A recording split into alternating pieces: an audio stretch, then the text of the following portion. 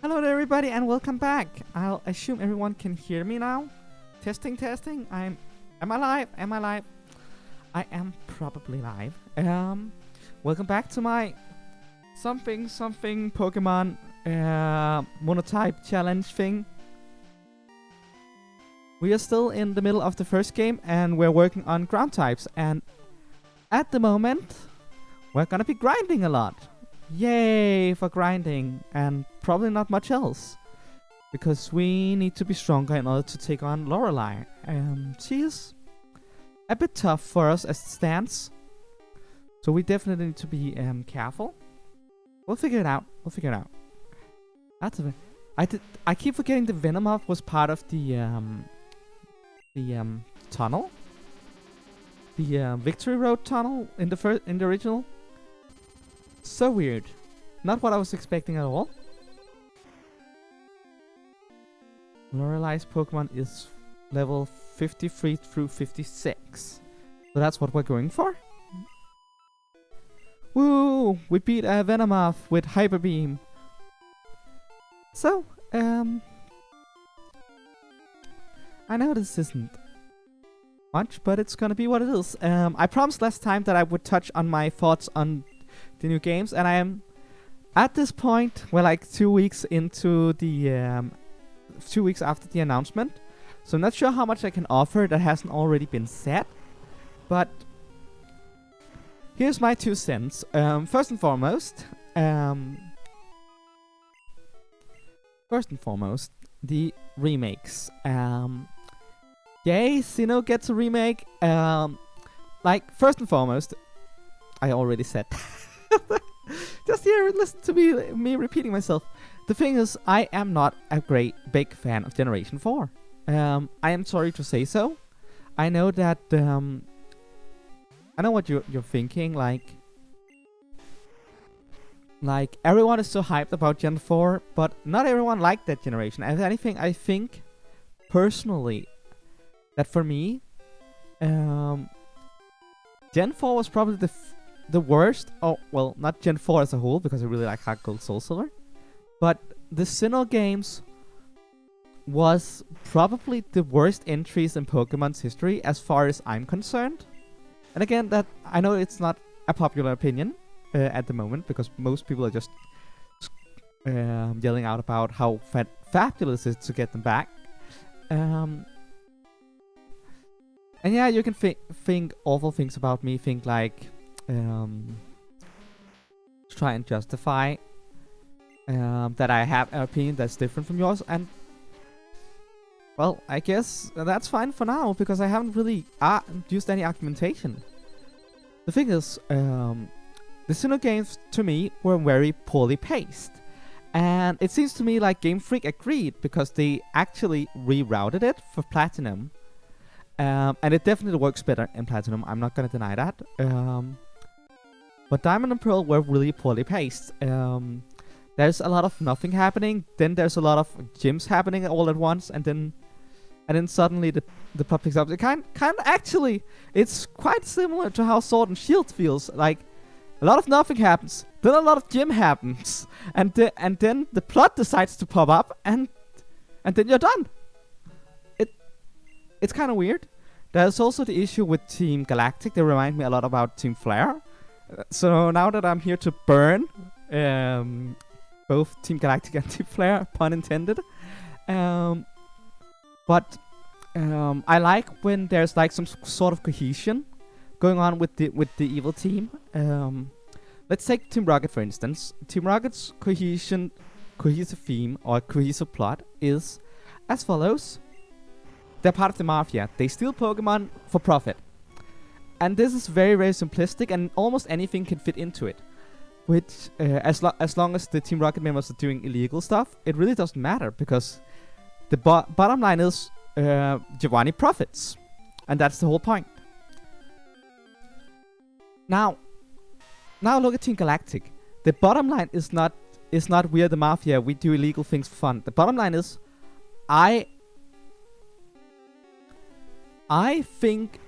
Cyrus, think of myself as being a better person than the rest of humanity. I decided that humanity is rotten, or this world sucks, and I need to recreate it in my own image.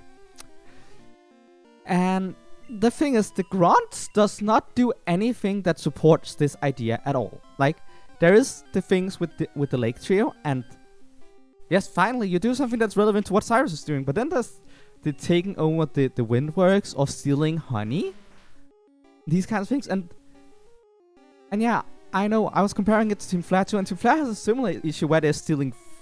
I don't know what they were doing in the fossil tunnel, something like that. It seems incoherent, and it doesn't bother me to not know what the evil team is up to at first, and then piecing together how it works afterwards. But these feels like random crimes that does not consider the bigger picture, which kind of ruins the experience for me, because it makes the evil team seem like they're there because they're a game mechanic and not because they are an organic part of the world, and I take issue with that. Then there's the pacing, as I already went into, how it feels like Sword and Shield in terms of first a lot of nothing happens, then a lot of gym happens, then a lot of plot happens. But that's not even the worst of it, because even when you take that out of it, because the game feels naturally that makes the game feel slow. But even if you take that, don't even consider that, the game mechanics makes the game feel slow. Like the mud and the snow areas and stuff like that, and the routes are long, and there's nothing wrong with long routes if they're interesting. But for me, often it feels like I'm spending a long time on a route for no other reason than I want to get from A to B. The missed HM does not help either.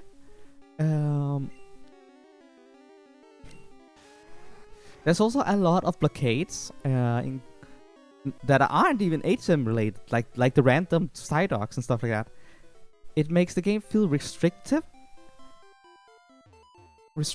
and slow, and that's not what I want out of an adventure. I want to have fun and experience everything. So that's all the groundwork. I don't like Sinnoh.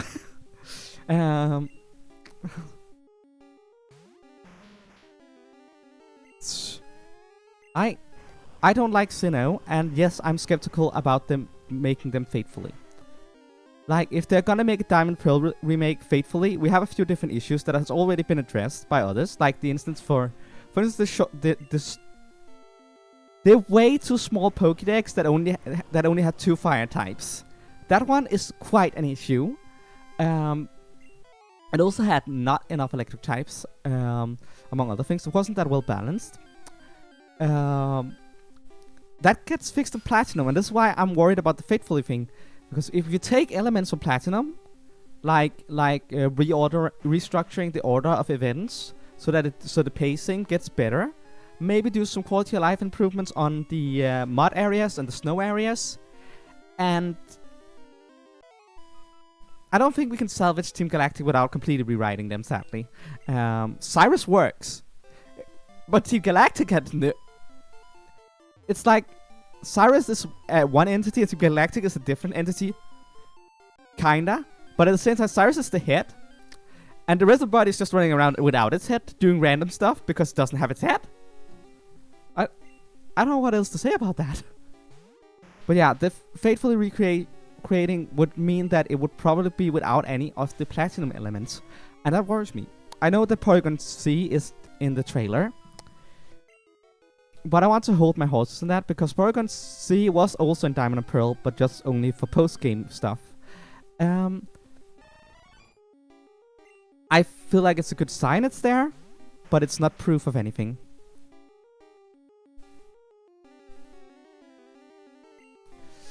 Hello there, bank robber. I am glad to see I am not the only one who thinks that. But yeah. I like the art style for the new Gen 4 remakes. That might also be a popular opinion. I don't mind stylization. I think it's kind of cute. And if this is what it takes to get remakes out on a timely manner, then I think it's a great compromise. And it also makes it feel different from the Sword and Shield entry, because it has an entirely different art style. And I love it. I really, really love it. There was some minor fix from a fan at some point I saw.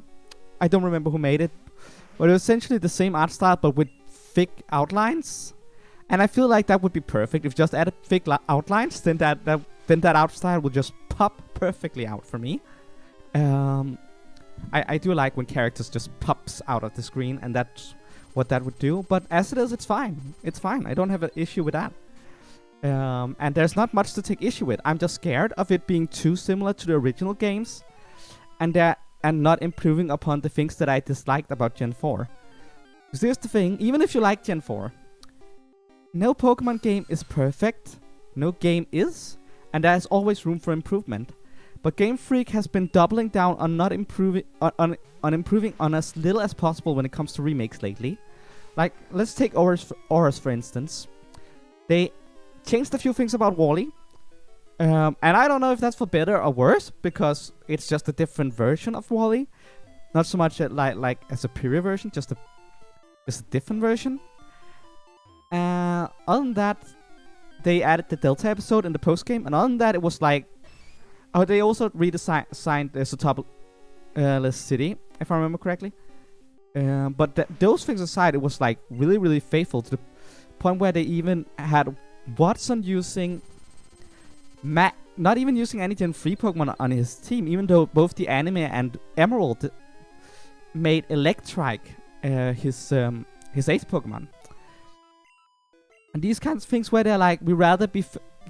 These kind of choices where they pick, I'd rather be faithful to the original games than take anything from the third installment, worries me. Like, they did improve and stuff in Auras. I'm not gonna pretend that they didn't. But they completely ignored Emerald beyond the Battle Frontier under construction, which was, let's be honest, just a giant middle finger to everybody. So yeah, that worries me. Let's Go is an even more obvious example. Like, it's the exact same thing as the original, as Red and Blue, or is it as Red, Blue, or Yellow? And it doesn't consider any of the additions from Leaf Green, Fire Red. It does add a few things of its own to kind of justify its existence, but it does even less than Auras did. And that's why I'm worried about Gen 4 remakes, and why I'm worried about the faithfully statement. I loved Auras 2. It was great. It was fun. I'm just saying that I wanted more from Emerald in Auras, and I didn't get that. And in that same way, I want more from Platinum. I want stuff from Platinum. I don't want us to just ignore Platinum. That is so not okay with me. You know?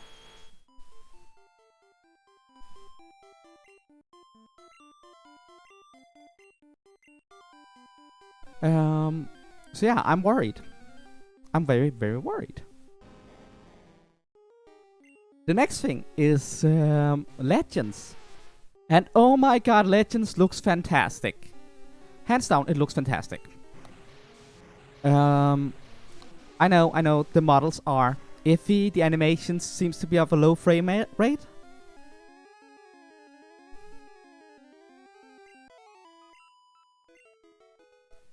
Emerald is a fantastic game, and that is the problem with Auras. Emerald is as good a representation of Gen 3 as Auras is. Auras doesn't take everything that Emerald had to offer and improves upon it.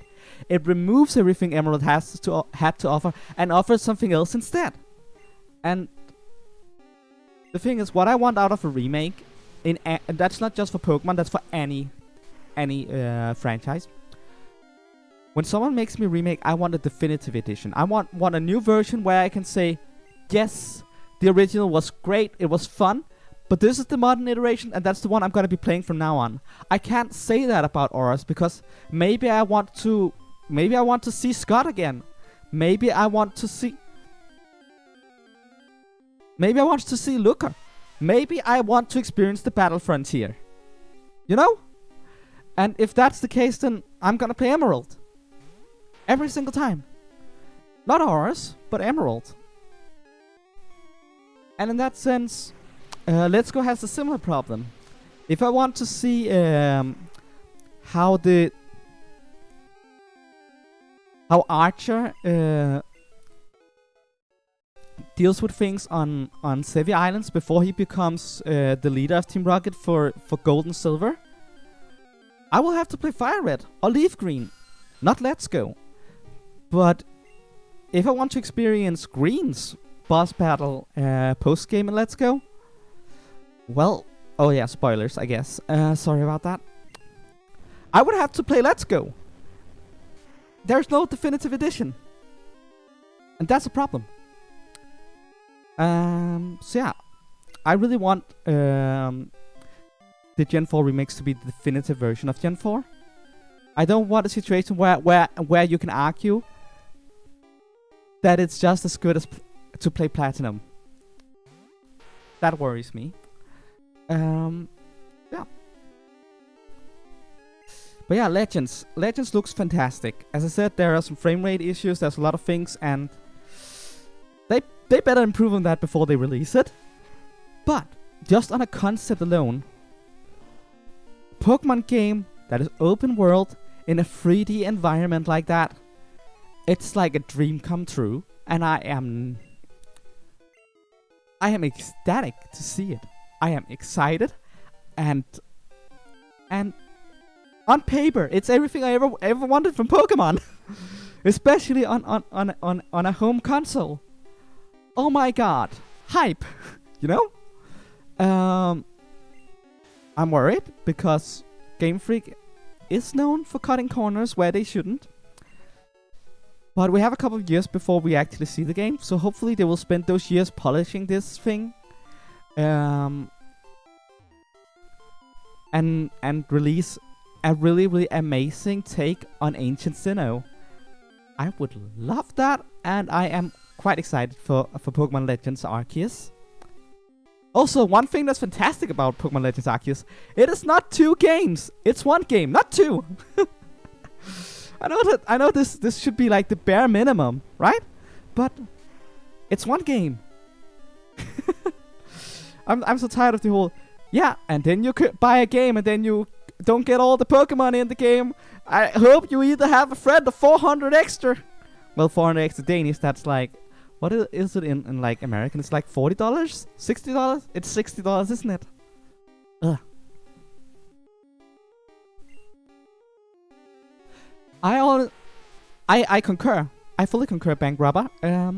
What was going on in Sword and Shield between the wild area, the Isle of Armor, and the Crown Tundra seems like testing grounds for what is going to be Legends. And if they learn anything from working on the wild area and the DLC, then we might actually get something really amazing out of Legends. They need to, of course, not repeat their mistakes. They need to learn from them and make something that is superior to all of it. But it's also on a much grander scale.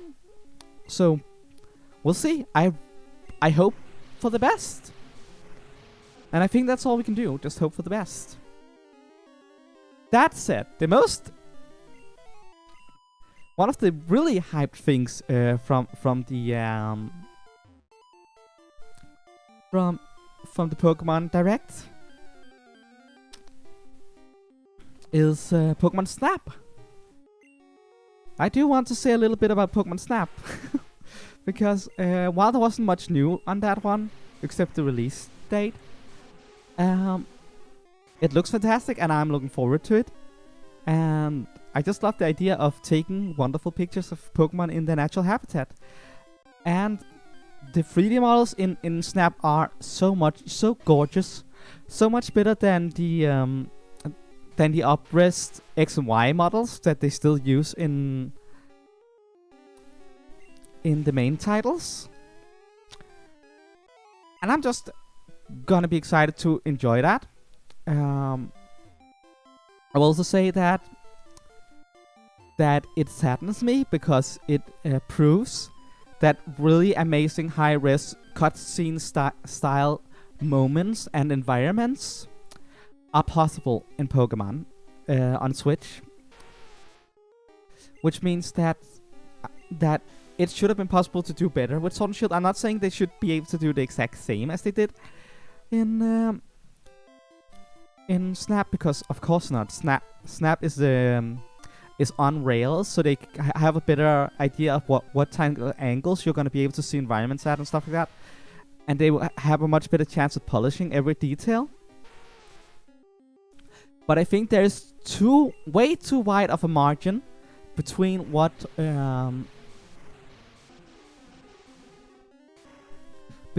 Sword and Shield's graphics are and what Snap's graphics are on the same console. It should not be that different. Like, yes, there should be a difference, and Snap should be looking better, but it should not be that much. Like, it feels like there are generational gaps between Sword and Shield and Snap, and that does not sit right with me.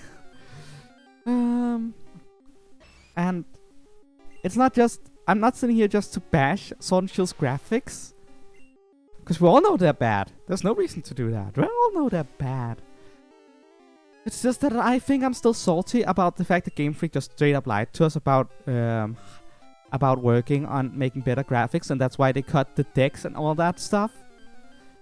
Like, cut the decks for all I care. If it had to happen eventually, you can't keep using all Pokemon all the time. But just don't lie to me. Don't lie to your fans. That is disrespectful, and people have ranted about this on End already, on much better channels than mine, but man, does it feel good to get it off my chest? Like, I can't be the only one who's feel personally insulted. Like, I know they don't know who I am. It's a parasocial relationship. But even then, you need to forget that. You need to not forget that you are what you are because of your fans. So spitting on them is like, it's just not okay.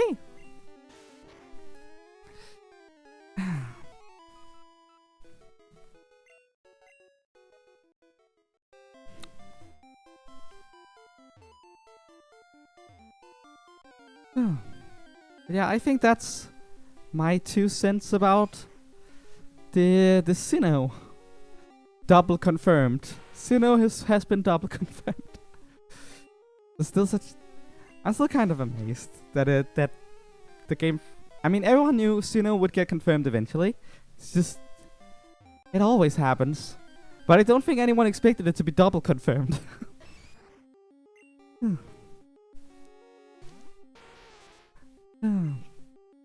Now, what I'm looking forward to is the Unova remakes.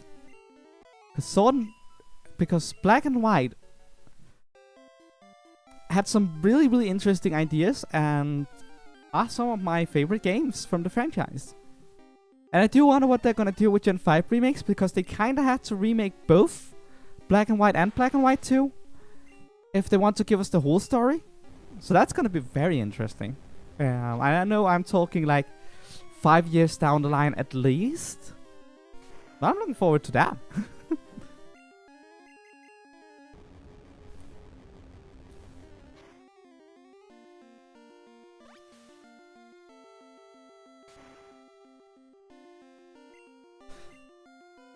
Also, I've seen all of the wonderful memes that has come out of the Gen 4 remakes, and I love them. I love all of them.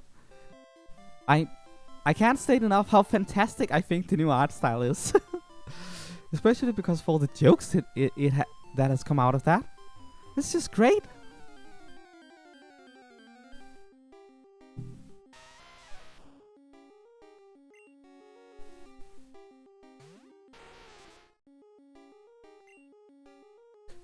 Let's see here. Oh, I can body slam dude it into submission. That shouldn't have come to such a surprise, but still.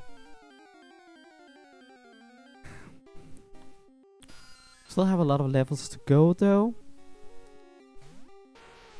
A part of me hopes a little bit that we'll get to do something other than grinding, but I'm not expecting anything.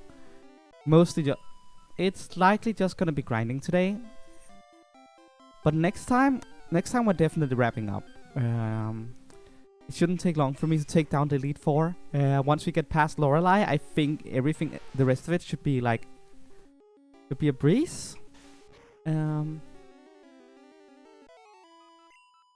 I feel like I have a counter for every one of the Elite Four members except Lorelei's Jinx. Yeah, I am planning on taking on Mewtwo as well. So I'm also looking forward to that.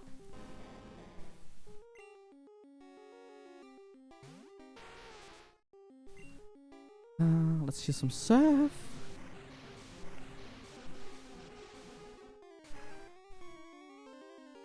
Bye, Bionics.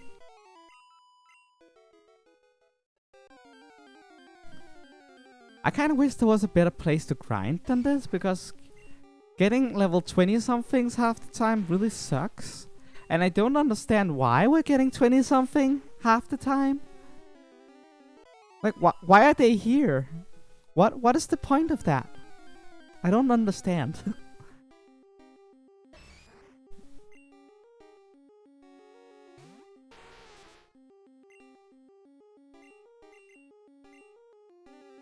Oh, I'm out of PP. I guess Thunderbolt?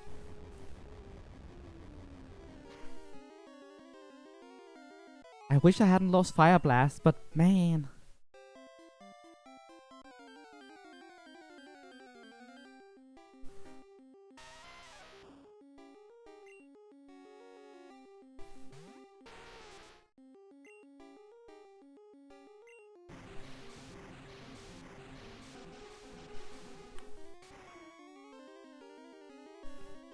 And down goes Geodude.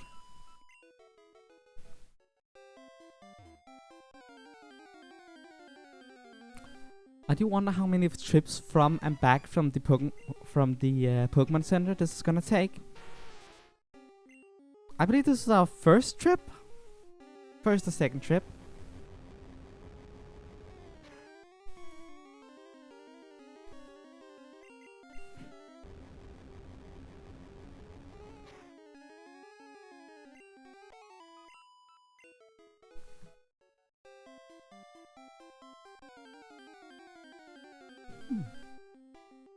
I just thought to myself, I wonder which ground type is my favorite ground type. That is a really good question. There's a lot of ground types, and I rarely think about ground types. I mean, I'm doing a monotype run right now, but you know.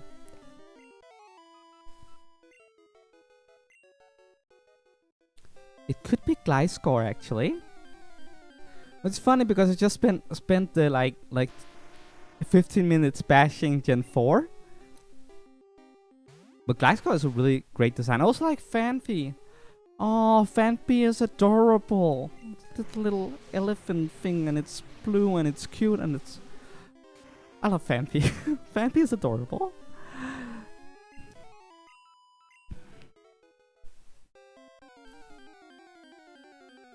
Runerigus is also a really good candidate for that. It's a really creepy and wonderful design.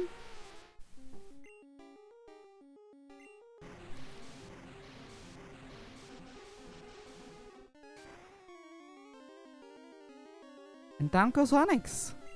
Woo! Very exciting. One-shotting everything.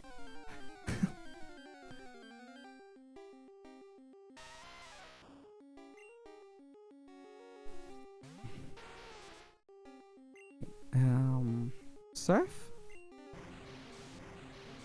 We'll run out of PP eventually.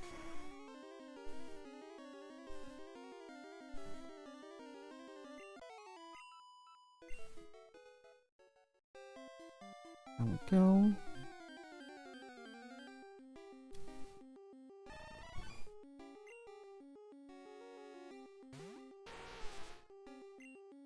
Okay, Thunderbolt?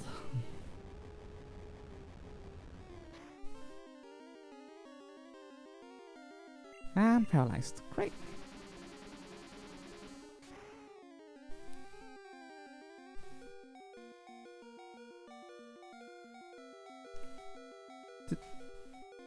Oh, fantastic. Hitting myself with confusion, that's just great. Okay. Interesting. I guess we're poison stinging it to death.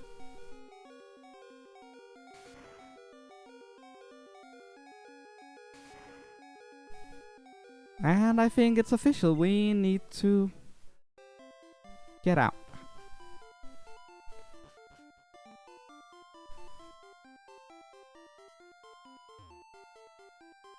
I'm not sure I understand the layout of this.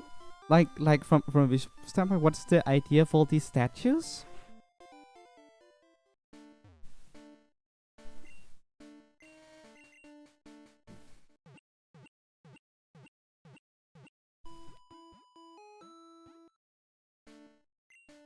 There we go. Look at my Pokemon again. Gonna switch you for that one and level 45. Okay, here we go. More levels await, I guess. Probably save the game real quick, just in case something crashes. Would suck to have to redo a half an hour's worth of grinding. Actually, I should probably just use the bicycle.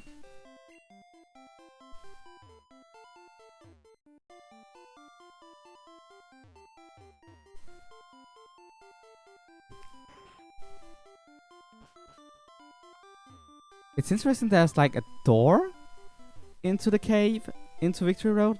Almost like it's an artificial cave of some kind. I wonder what's up with that.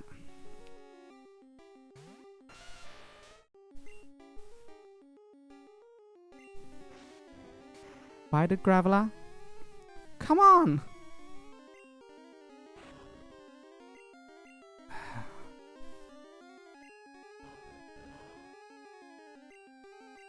I can see I don't have much of a choice but to just use submission again. Ah, you gotta be kidding me. I waste 2 submissions on that and it just explodes in my face. Oh well, it's down. I'm thinking if we can get all of our teammates to above level 50, that should be a fine enough place to attempt again.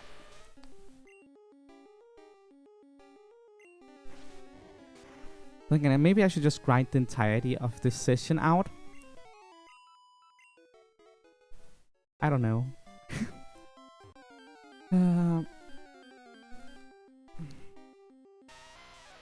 Oh no, a Geodude. Yeah, boom.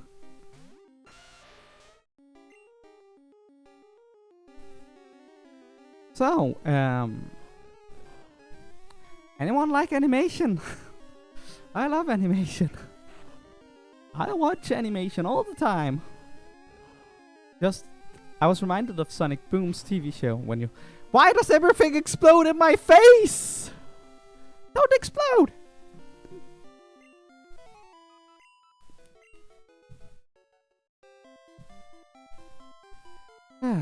Why can so many Pokemon learn explosion or self-destruct?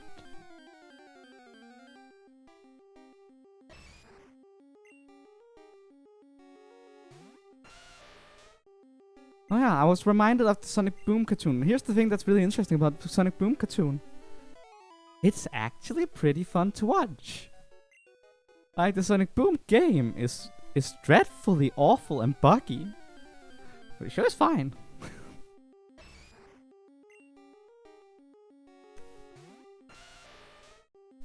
I am tempted to sing that Danish song. Oh, this here, boom, boom, ah, boom, boom, a loom. It's like, oh, no one will get that. No one will understand what I just did. No one but a Dane. Oh. Well, if you're a Dane and you knew exactly what that was, write the rest of the lyrics down in the comment section. Because I don't remember them and I need a reminder. Oh, I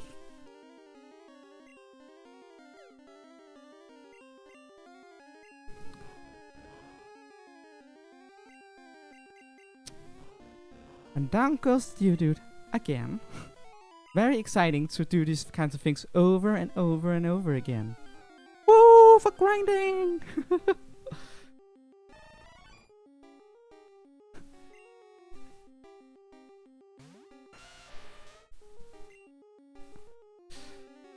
Can I thunder you? Of course I'm slower, but... Thunder! And of course my special attack is pretty shit. That's fine. I'm still thundering this. Psy beam. That's what that is.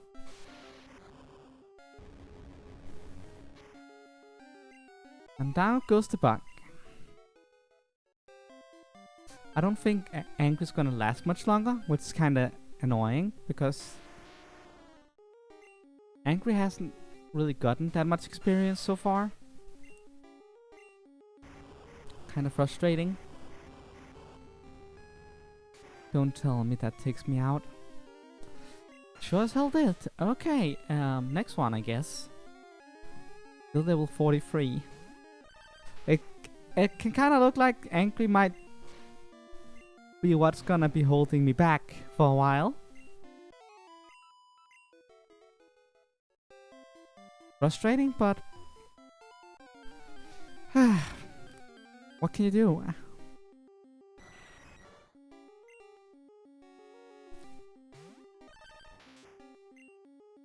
Okay, body slam.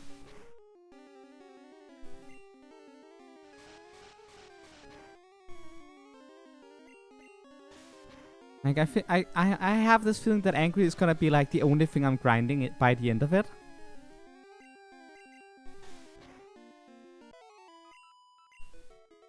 Just a feeling.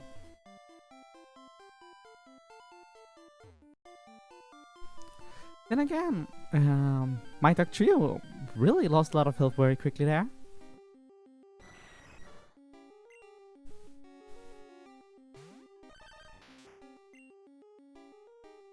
Body slam.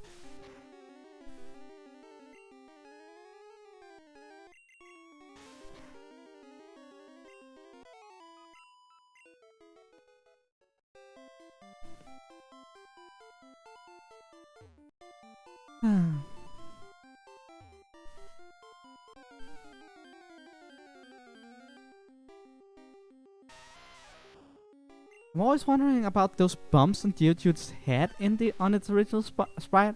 What that's supposed to be about? I don't quite get it. And it used to... Why do these things always use self-destruct? I'm gonna eat my words. It's gonna be Popper and Angry by the end of it. Just those two.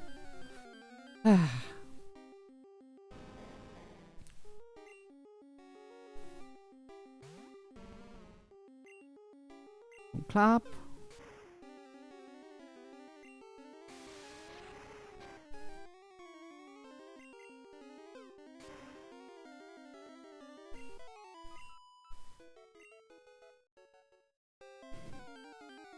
What now?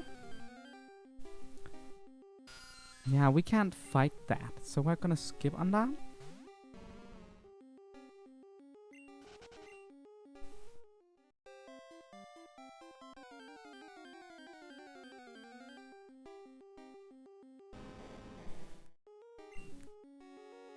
Oh look, it's an Onyx. Did any of you guys see that my dry bread did an Onyx run? Was it this Saturday? It was Saturday, wasn't it? I think it was Saturday. He named it Gyarados. I really like that joke. I might steal that sometime. Just naming an Onyx Gyarados. Just blatantly stealing PokeTubers' jokes. Whee! Of course I wouldn't. I don't steal jokes just to steal jokes. But I think that would be funny, naming your Onyx Gyarados. I might do that sometime.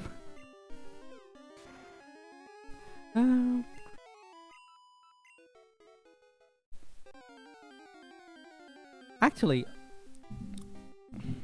in the context of nicknames for Onyxes, I also remembered a stream I once watched by Jay Witz. His channel is fantastic, by the way. Go watch that instead of my stream, because I am not very entertaining. I think. You know what? My streams are chill. They're fine. But man, I'm nothing compared to like the professionals. Maybe someday. Maybe someday. But yeah. He had like a video. Was it Pokemon Y he did? I think it was Pokemon Y he did. And then he met an Onyx, and he was like, I want that. So he spent his entire bag of Pokeballs and I don't know how many minutes on just trying to capture it. And by the end of it, he just like, fuck this Onyx, and named it Disaster. That was kind of brilliant. That was hilarious. Especially because Jay Witz, he's really good with on the spot humor. He has good humor.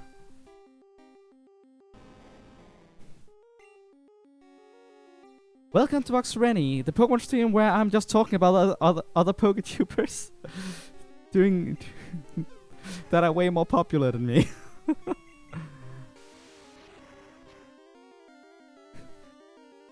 But honestly, I think Jay Wiz and Ma Dry Bread's content is great.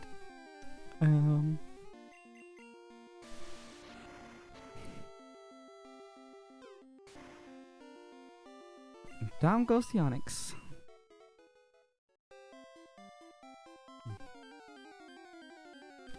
Okay, what's next?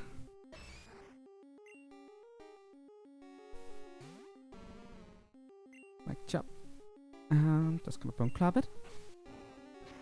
Ouchie, ouchie, ouchie. Don't flinch me, that's not polite. I don't like being flinched.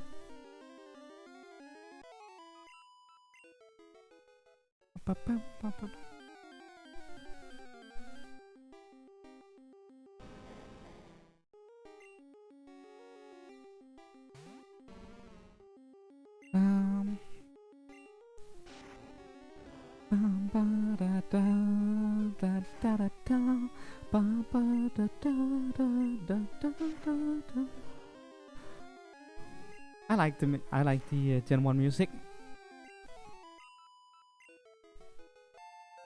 Level 45, nice. We are moving steady now.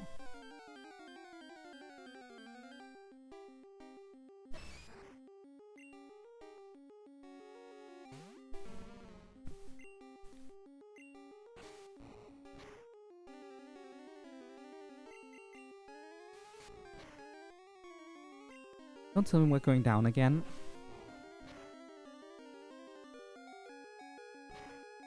To my chop of all things? We're doing fine, we're fine. As long as we at least get one level per feint, that's fine. Which is why I'm a bit annoyed at Angry and Papa right now, but it's what it is. It might get better down the line. When they get stronger.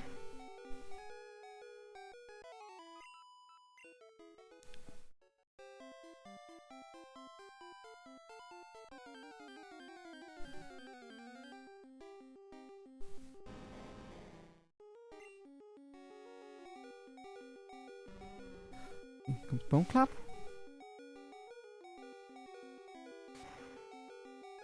And of course that didn't do the trick. So I need to swap Pokemon. Right.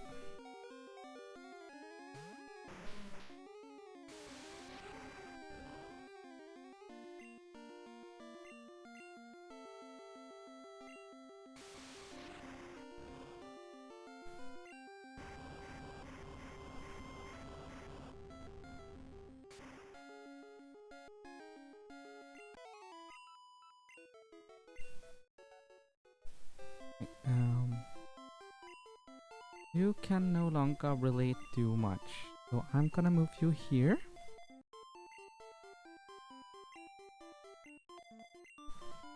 Okay. Well, back to grinding for Geodude. Oh, Golem. That one's gonna last a lot longer. is a relatively strong Pokemon that resists a lot of the things we're up against. And has an answer to a lot of the things we're up against.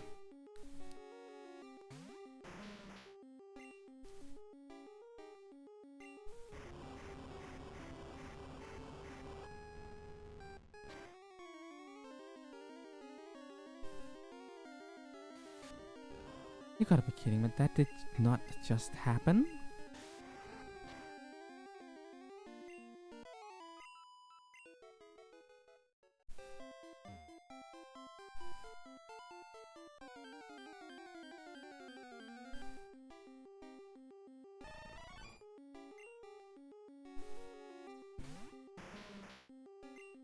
Okay, Rock Slide. Ouchie, ouchie, ouchie.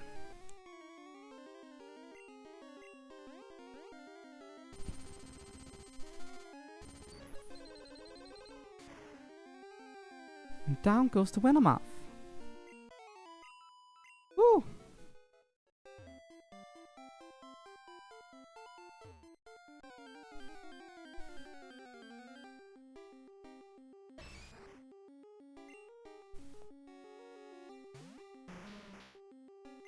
Okay, just gonna use strength for that.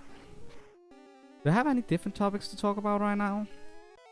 I should have prepared something more.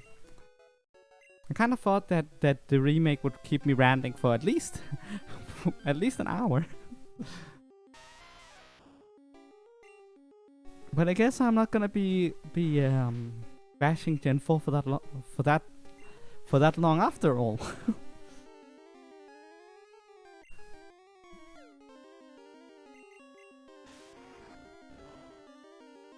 It's kind of too bad that Onix evolves into Steelix. It bothers me, because Onix is by far the most iconic ace Pokemon of Brock.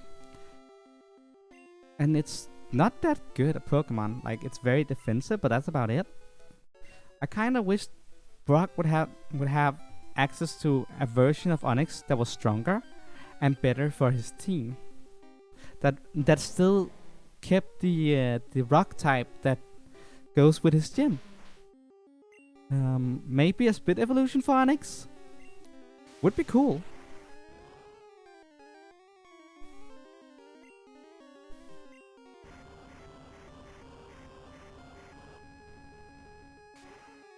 Maybe a crystal version of Onix. Orange Islands. Yeah, crystal Onix could like a crystal evolution of Onix that would still be rock type.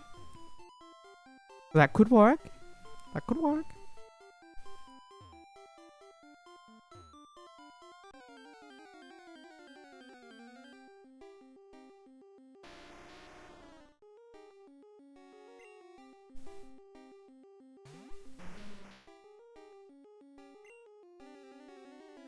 Earthquaking this thing should do the trick.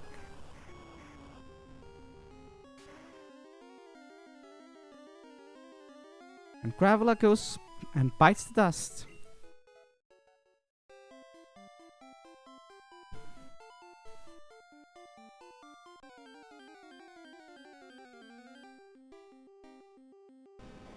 Hey there, Onix. Hi.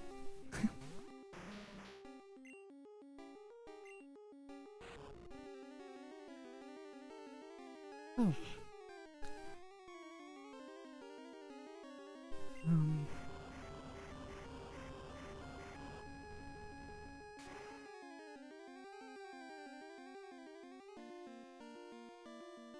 And that is... Can I just strength the rest of you down, or is that gonna be an issue? Yeah, that's gonna be an issue. I'm gonna need another earthquake. Ugh. How annoying.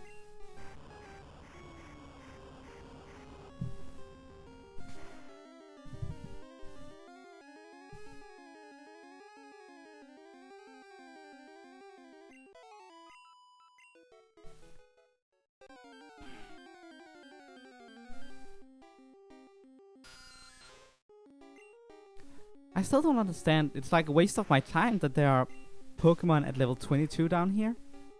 Just why?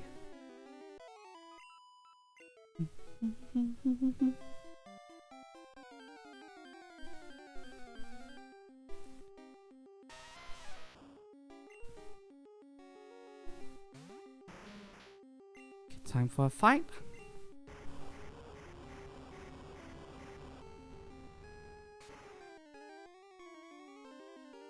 Down goes the Geodude. Boom.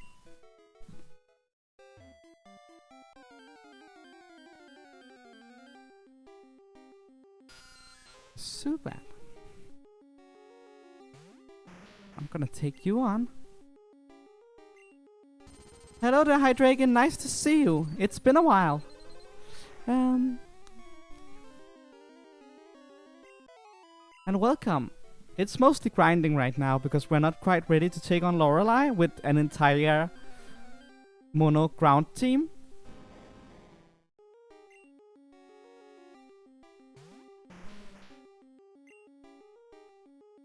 Time for some Earthquake.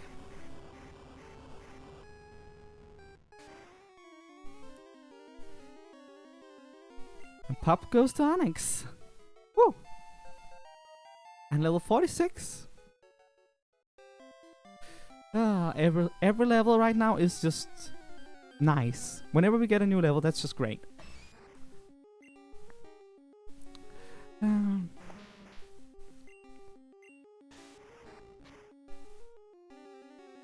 do wonder what the RNGesus has in mind for me when it comes to the yellow run. It's only gonna be in a couple of weeks max that we're gonna find out, and I'm very curious to find out. Oh, so you just started playing Pokemon Sword. How's that going? Is it fun? Are you doing a normal run, a Nuzlocke, or a Monotype challenge? Probably a normal run. Most people do normal runs. It's just me who's crazy and I always start with some kind of insane limitation rule because I can't play Pokemon like a normal person. That would be insane.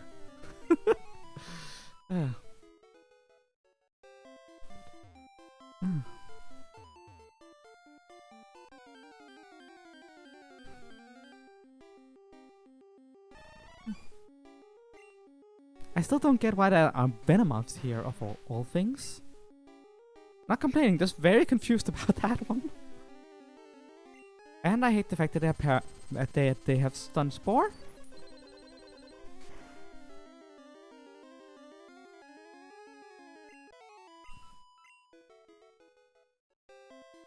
Actually, Hydreigon, are you gonna have a Hydreigon on your team? Because I know they're available in Sword.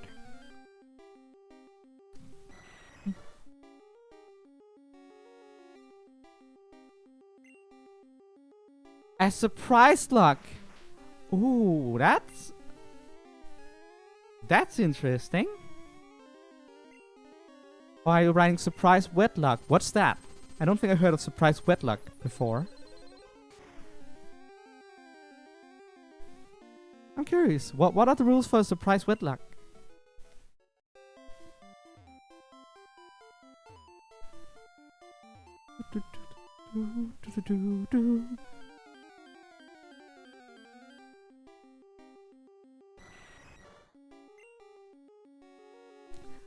Is it awful that I'm starting to get desensitized to Golbat's really fuckly face?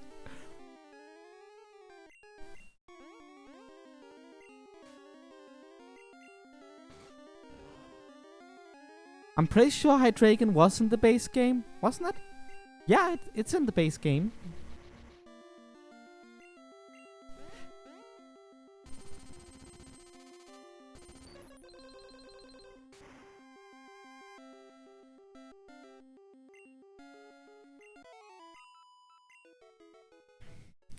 See, it was the wetlock part I wanted to know the most what was. I don't think I heard of a wetlock before.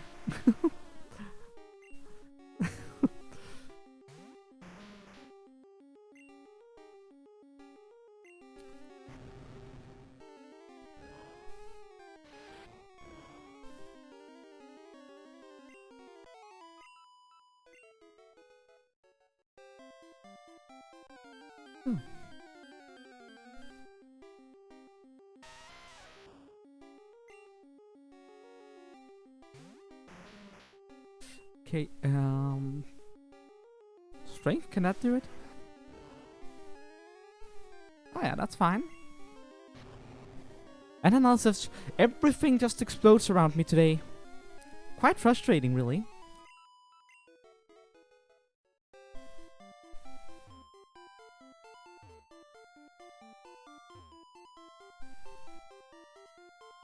Oh, that sounds really, really interesting. That sounds like a lot of fun.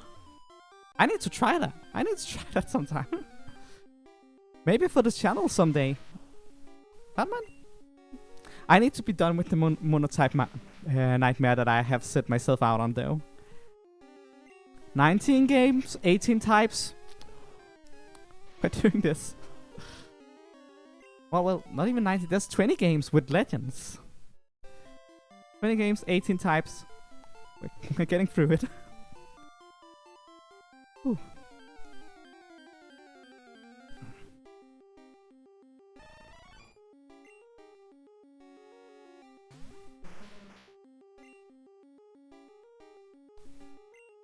Wedlock sounds like a lot of fun, though. Also very difficult. You need to like wed things that can take each other's weaknesses then.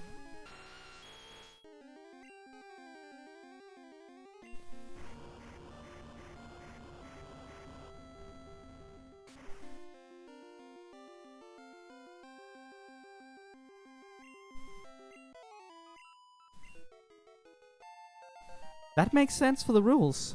It sounds like fun. I definitely need to try that sometime. Probably gonna attempt it for Sword and Shield at some point. Sword and Shield is my go-to game at the moment. Like, I have a lot of grievances with Sword and Shield, but they are fun to play through, and there are a lot of available Pokemon in them that I really, really like. So yeah. And I played through Sword and Shield like I don't know how many times already. I really just like playing through those games.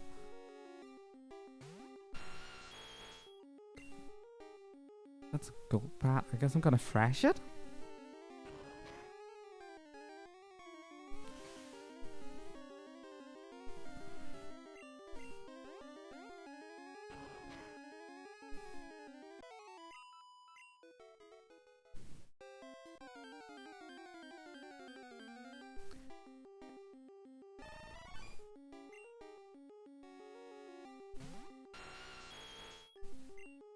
Time to thrash again.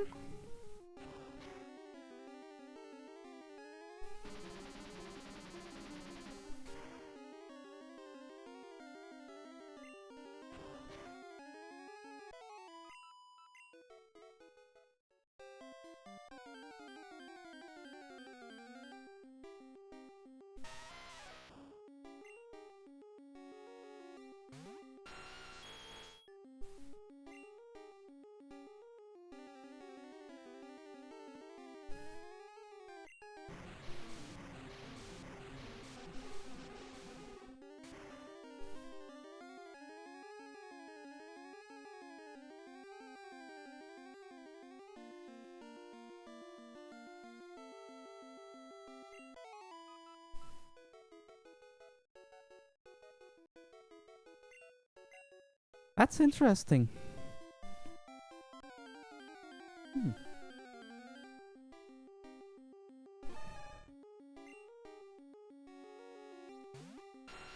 know what?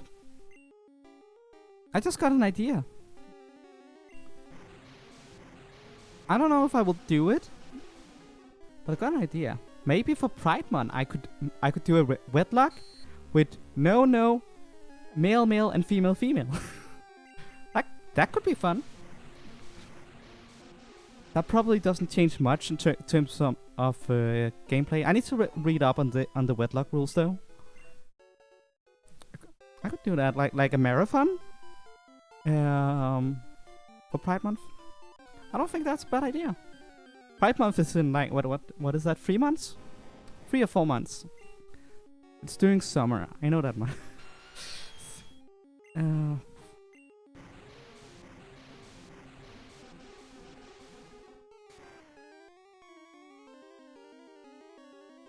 Down goes the Onyx. Boom.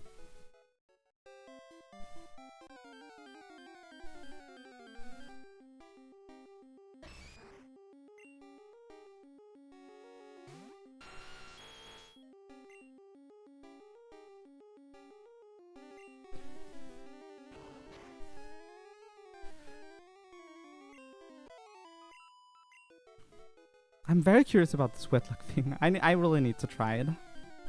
I like the idea, the whole thing that you can't split up the pairs. That makes sense. I would probably prefer to just straight up do wetlocks in games that don't have HMs. Generally, I hate HMs. Games that don't have HMs, yeah. I kind of wish Auras didn't have HMs. That would have been nice. But it is what it is.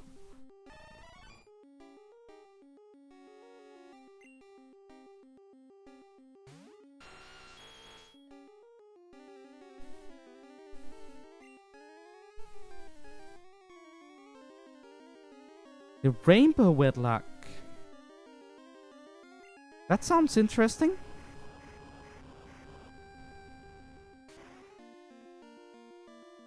For rolling a dice.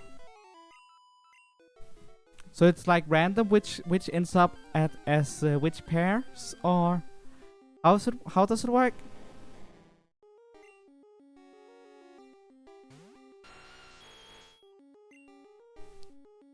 Or it's like, or do you catch 2 Pokemon per route, 1 of each gender? I'm actually very curious as to how this works. I'm probably looking it up after the stream.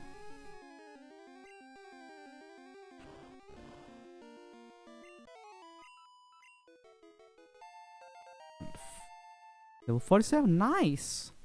Getting close to that 50 mark.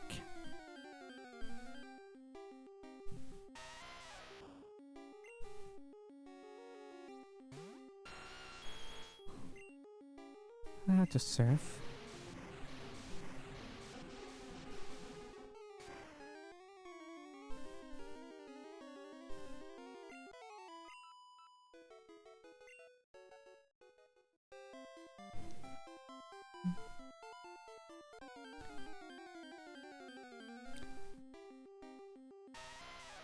Oh, look at you, dude.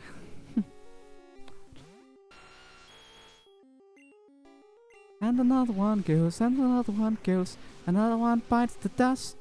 Bum, ba-da-dum, bum, bum. Another one bites the dust.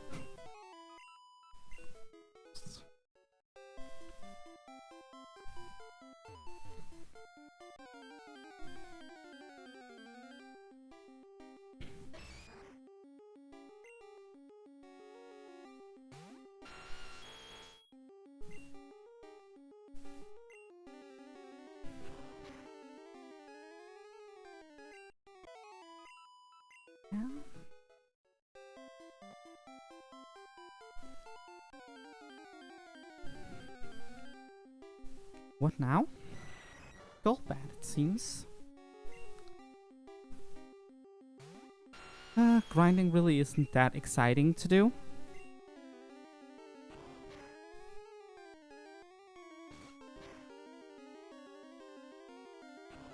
I'm glad that newer games have better ways to deal with grinding, because it feels like it goes faster when you're grinding in the newer games than it does in the old games. Also looks like Rabbit is about to meet its limit.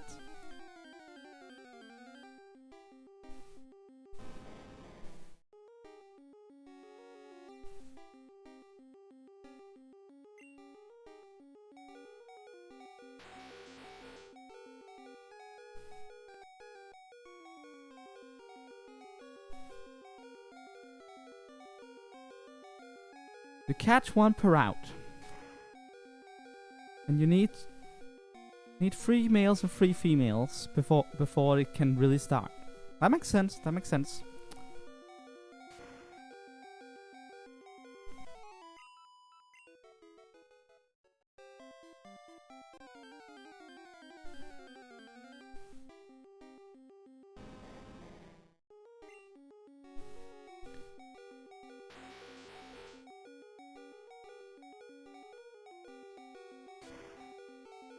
And down you go.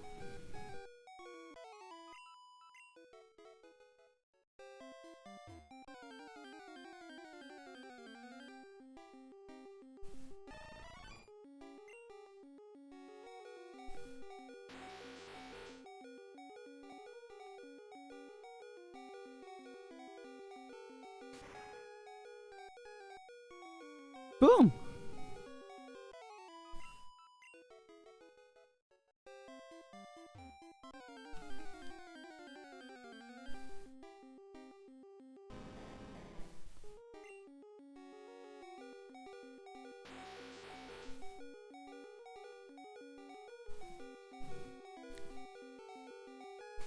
I'm really getting tired of that bottom, bottom, bottom, bottom.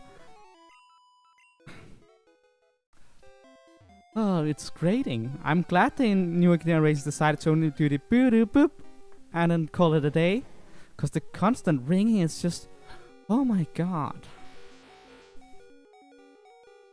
It's a pain in the ears, that's what it is.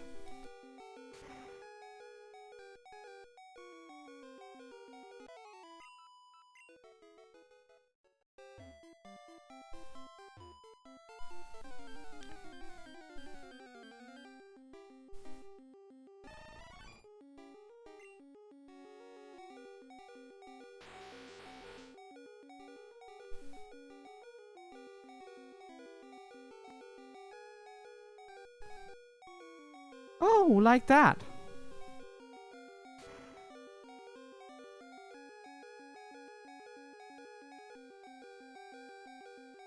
Like that. That's a cool way of doing a rainbow lock. Rainbow wet lock.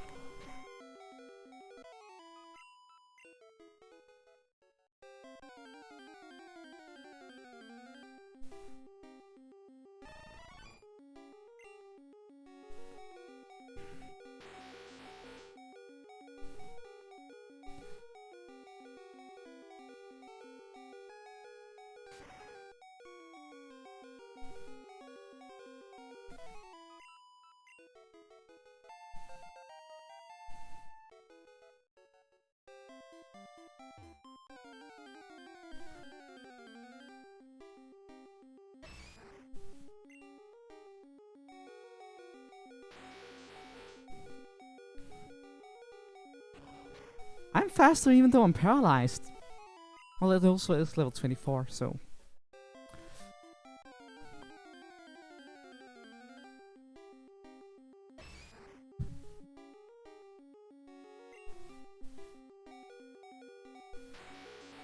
that sound never stops being grating. Down goes the matchup. Woo!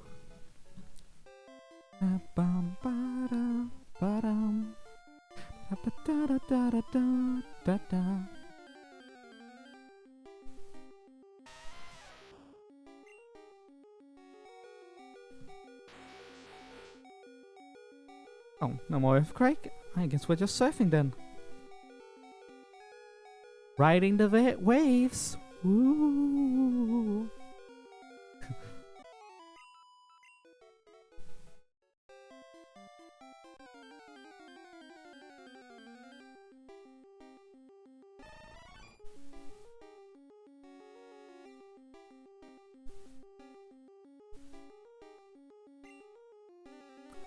Aww.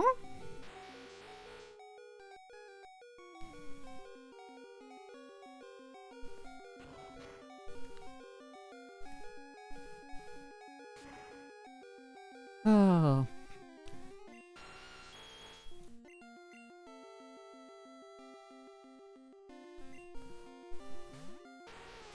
Fun enough, you should bring that up because actually, I'm Ace. Nothing much about that, just I'm Ace.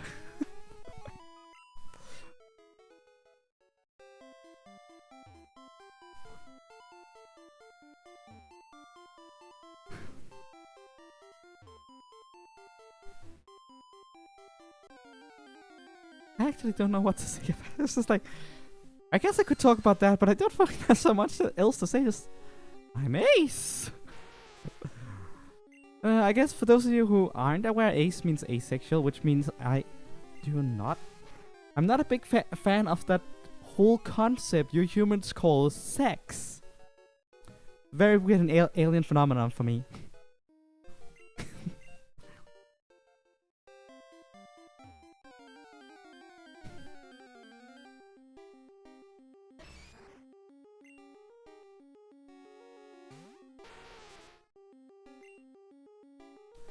Body slam this thing? Woo! Support! Thank you, Hydreigon. It's always good to have nice allies.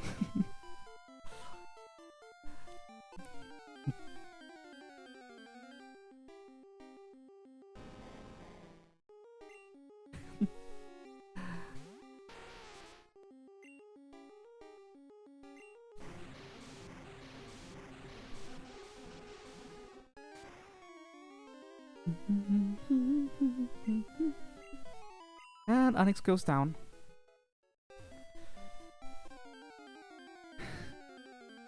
I really wish we were doing something else than grinding, because this is not exciting. For me at least. I am slightly more bored than I expected to be for this.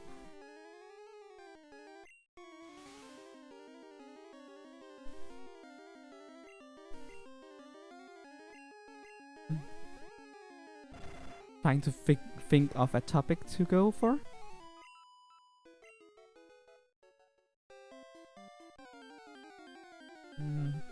Is there anything in the room that can give me an idea of what to talk about? Oh.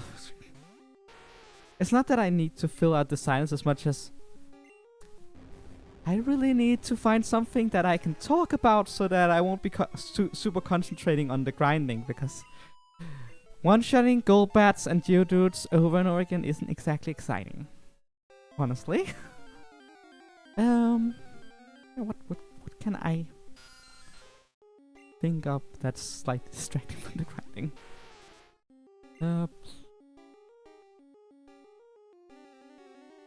Dang it. The more you try to think of a topic, the harder it is to find one.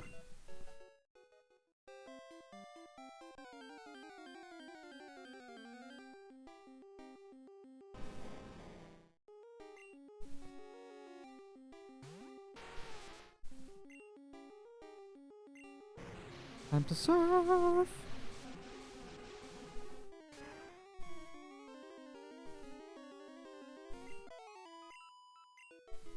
And another one bites the dust. It's also kind of distracting that we have that really happy-go-lucky bicycle music going in between the battle music.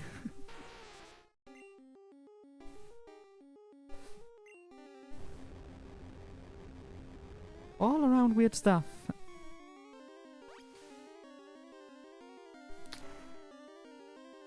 We're allowed to grind until we reach level 56, so I'm just keep going with Bunny here, even though everyone else is not level 50 yet.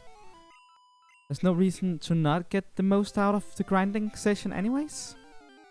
Or for each trip forth and back from the Poké Center.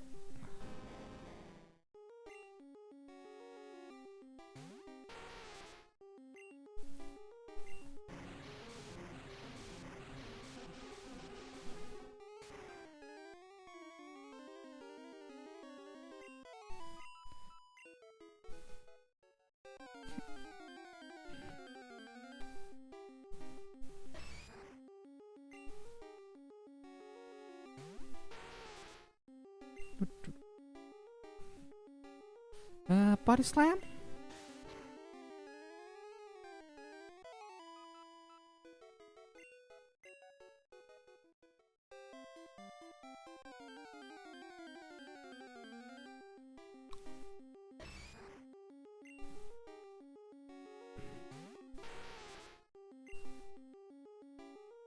I guess I could talk about my favorite Pokemon. Yeah, let's talk about my favorite Pokemon. It's Curlia. And the reason why Curlia is my favorite Pokemon is because a male Curlia has a relatively feminine, what's it called? relatively feminine presentation, but it can become a very masculine knight kind of thing, or it can become a relatively feminine knight kind of thing, and I think that's really, really cool. It's like Curlia is this little representation of gender in on itself, and that has always been like, that's always why I've been gravitating towards that Pokemon. Since I was very young, it's like let's break those gender stereotypical boundaries with this one Pokemon. And I love it, and it was most definitely not intentional on Game Freak's part, but I love it.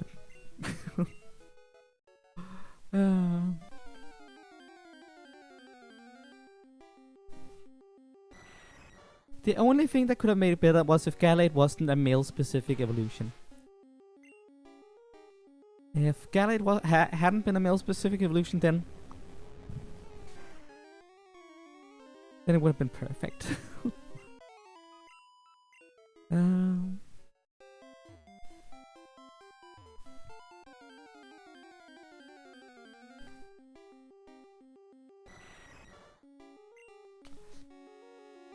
At this point, this might be one of my gayest streams yet. Hey, I'm gonna talk about being ace for a moment here. Then I'm gonna talk about why I love Curlia, because it has some gender things going on, and rainbows. I'm talking about rainbow wedlocks and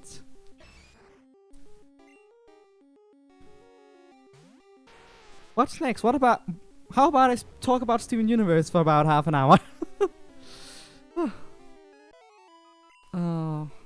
Hands down, Steven Universe is one of the gayest shows I ever seen, and it's wonderful and it's adorable.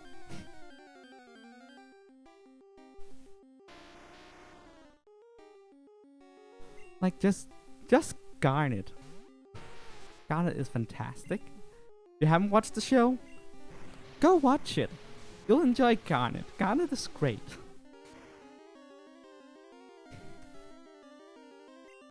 And I also love how Fusion in that show is like a representation of relationships. Not necessarily romantic relationships, just relationships in general. And they use that to really good effect throughout the show. Just between Malachite and stuff like Stevani, it's great.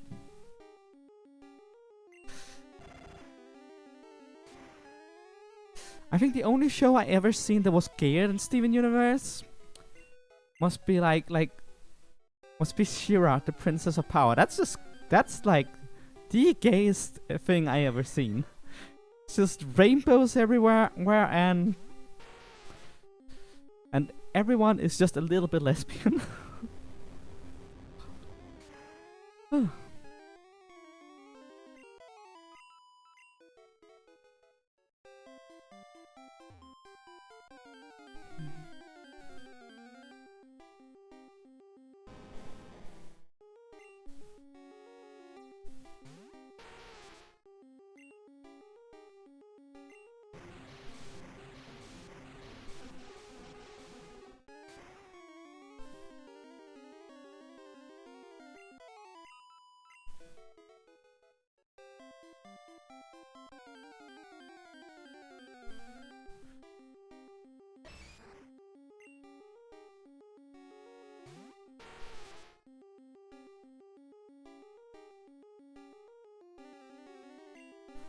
You haven't been able to watch Steven Universe? Poor unfortunate soul.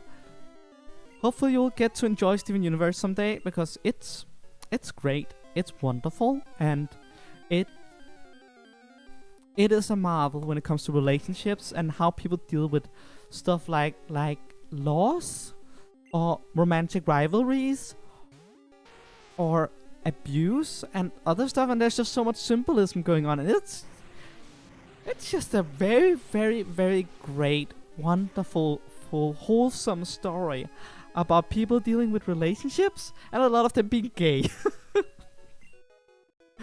Oh, it's great.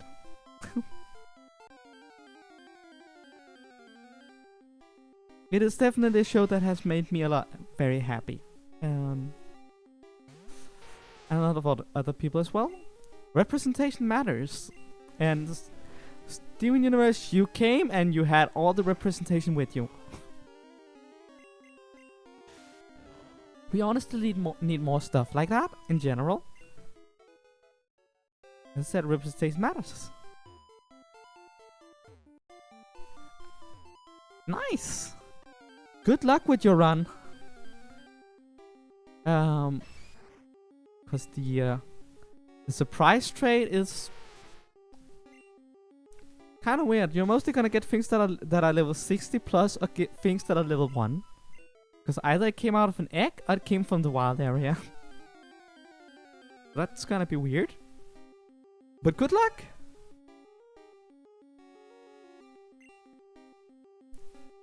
Hi Dominic! Nice to see you. Yeah, I think I did that, didn't I? I'm trying to be helpful.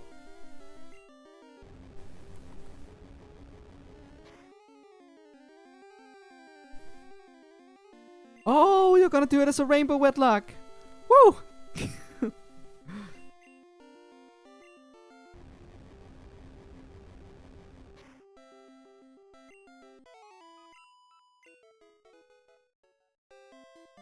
Did I say hi to you, Dominic? I feel like I responded to you, but I don't remember if I said hi. And that would be so impolite if I didn't, so hi!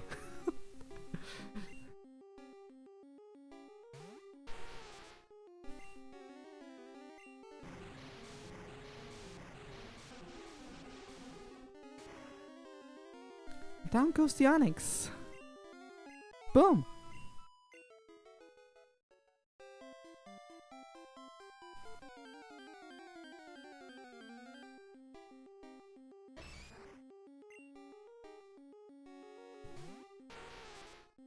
Okay, body slam.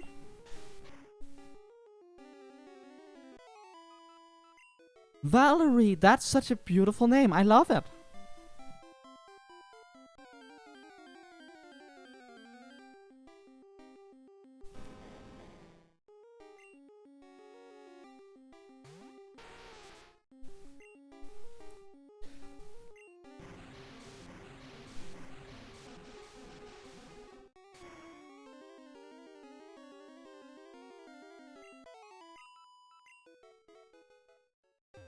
Since we were on the topic of rainbow stuff anyways, what is everyone's pronouns?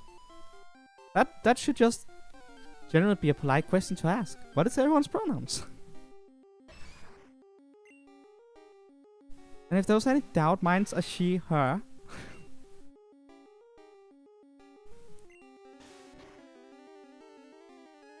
And down goes the McChap.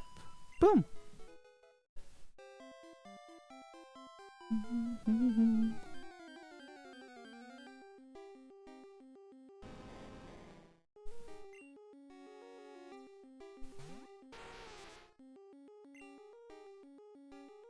Hop is fantastic. I love his character and his character development. Oh, Hop is precious.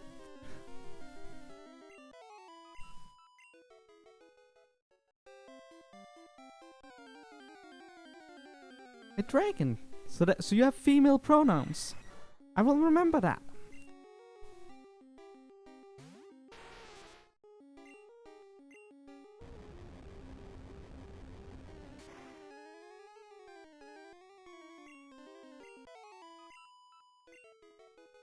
Ooh, level 52. We're getting somewhere.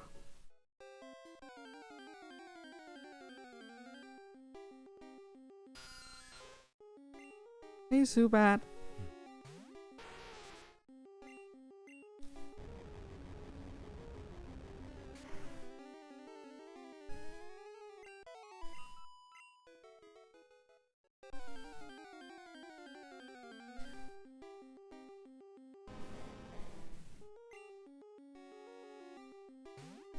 Maybe if I had repels this would go faster, but I don't have repels.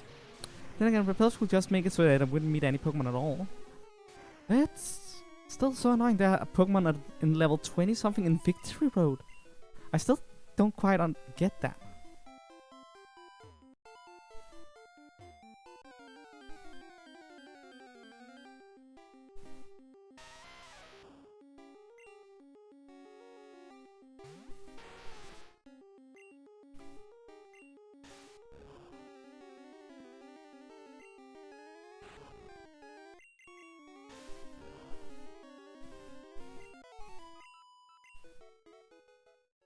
Okay, maybe I have underestimated how long it will be taking to grind everyone up to level 50.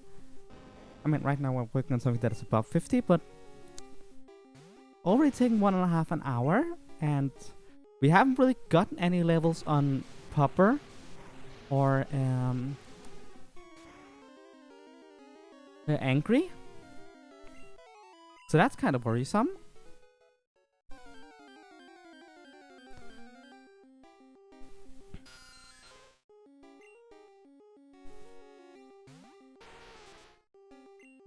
Time for some body slamming again.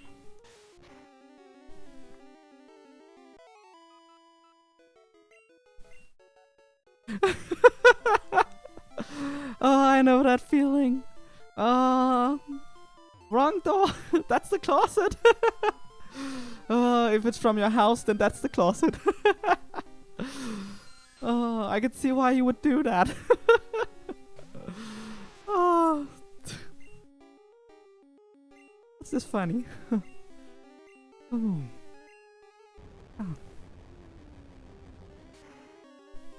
Push. Super gun.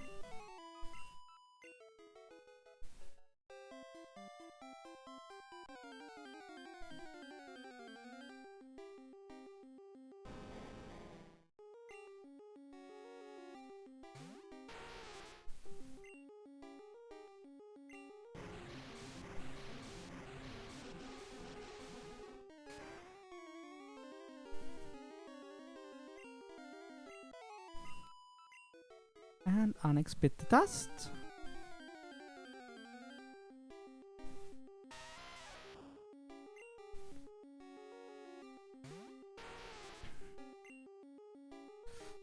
We're out of body slam. I guess we can use ice beam.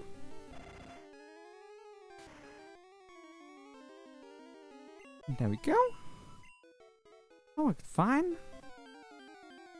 We might run out of PP soon, but it's fine.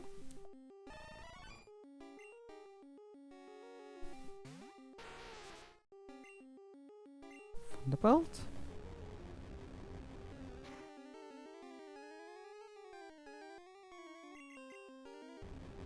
That didn't affect anything.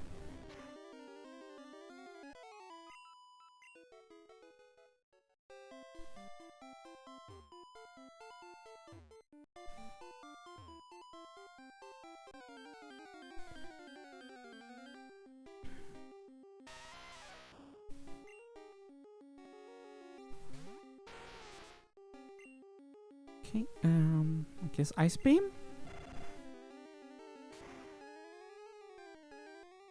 Down goes the Geodude.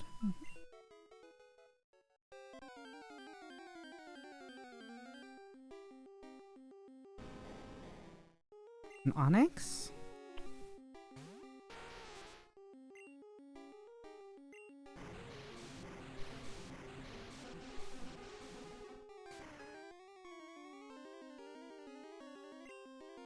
Sure. Theta Hydreigon. Ba-ba-dum. Ba-da-ba-da-da-da-da-da-da.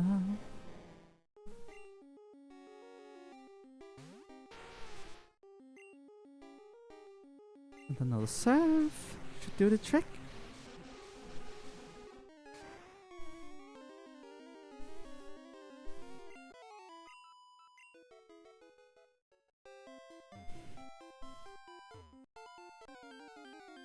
Okay.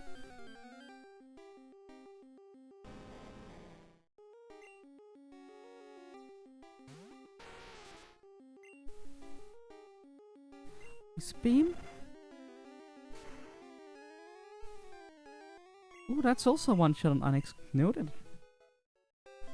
That's great.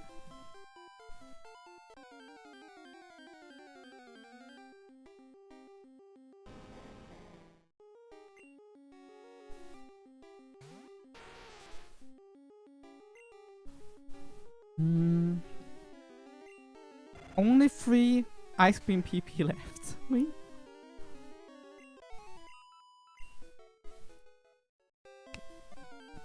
What's this? What's this?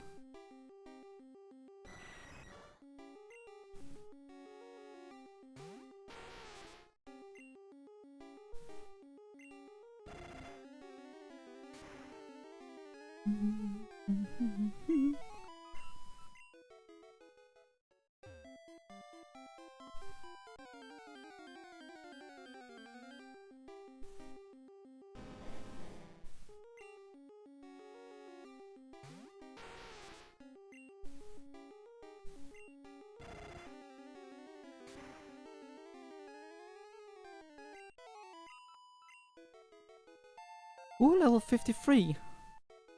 I will max it at level 56. It is not getting above that. Because I don't think there's a reason to get that far. At all.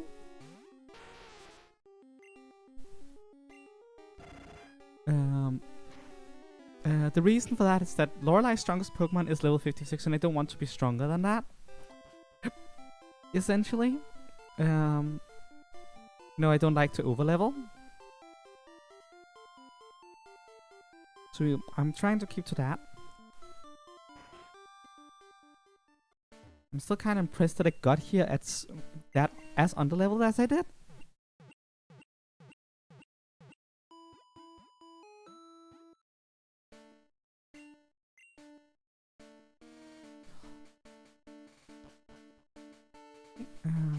Item, bicycle. Here we go.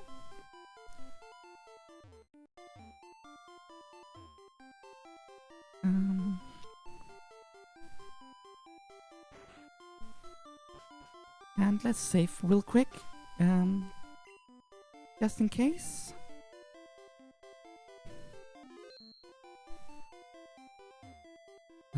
Would hate to have to redo all of that. Gold bat. To look at that angry, let's thunder it.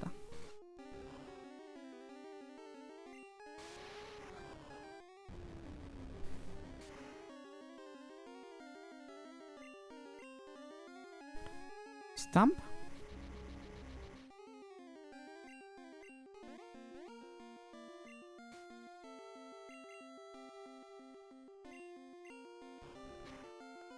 Boom. Hopefully we'll get to at least level 45. That would be really great on my weakest Pokemon. You kinda get above that 45 mark. That would be nice.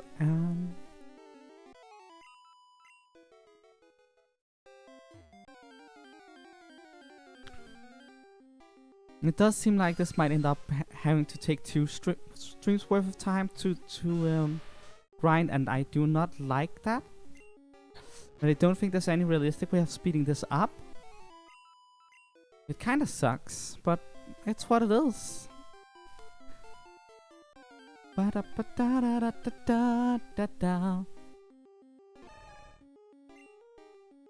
My Choke still looks really froggy. He looks like a frog in this version of the games.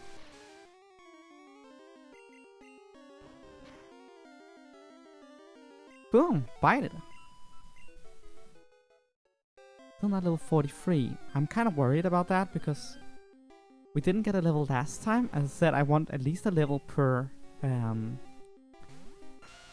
know. Give me some submission.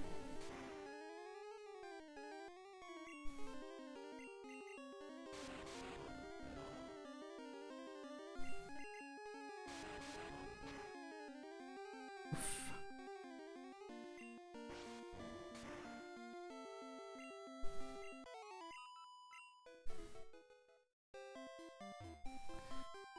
There we go.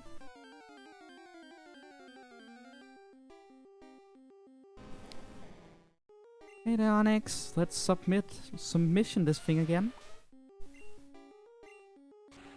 Ouch.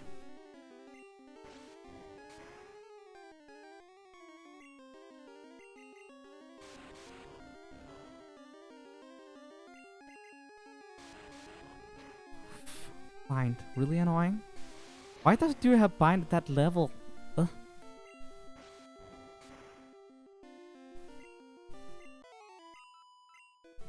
Onyx bites the dust.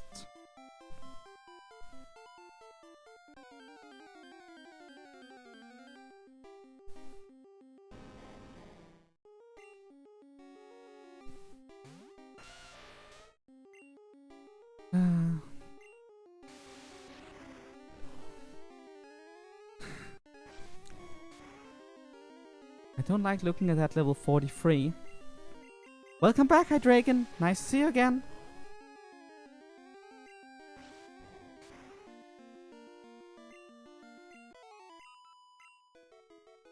Level 44, nice. Progress has been made.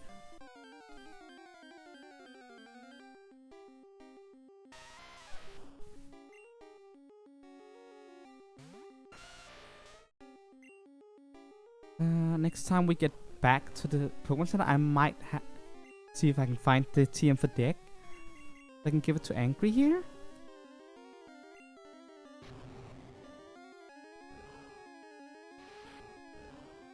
Because I feel like that might help with the grinding a bit, instead of having to use submission primarily.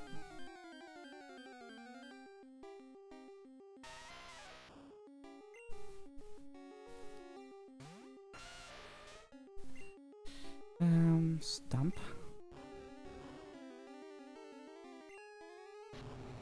Yeah, I don't know, self-destruct. Happens all the time.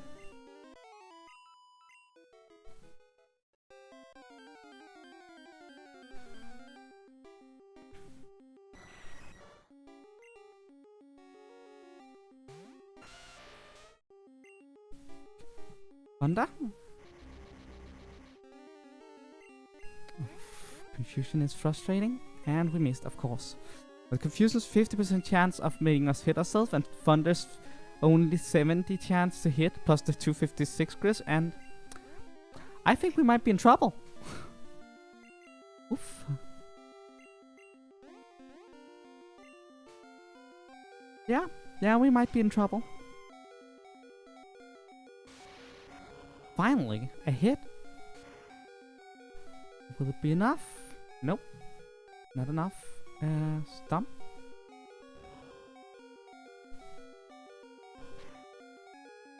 Okay, we're standing. 1001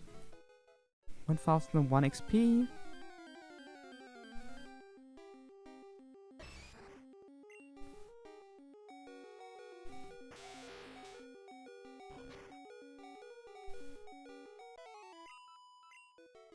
The 101.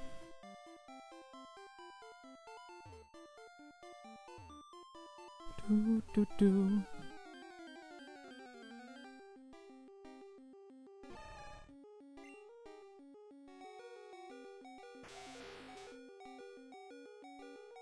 And we missed. And that's it. Okay. I guess Papa, you're up next. And please get above level 43.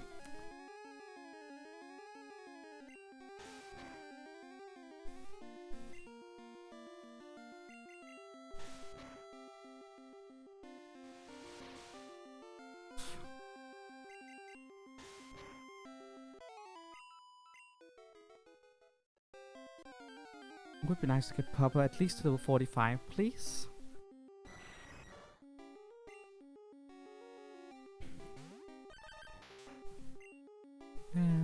Body slam. Nice.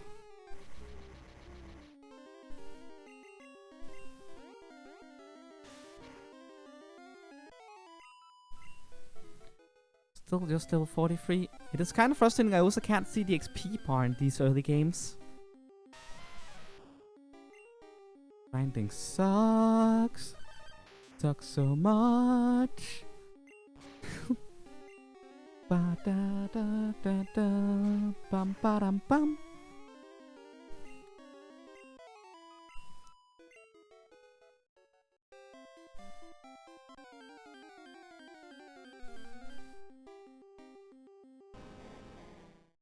An Onyx. Those are the ones that gives the most XP down here. Want to see as many Onyxes as I can. Would be preferable.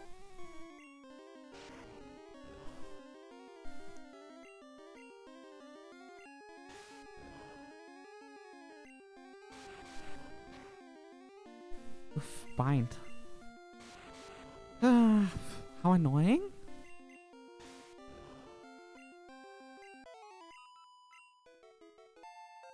Actually, I think it's Machoke that actually gives the most XP here. 1001, right?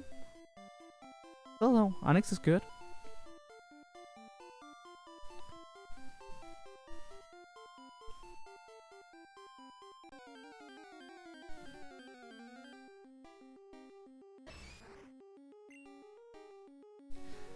My job actually gives okay XP, everything considered. It's only level 24. It takes usually one shot to defeat with most of my Pokemon, and then it gives like 300. That's okay. Could be worse. It could be Zubat, which is worthless to fight. Completely worthless.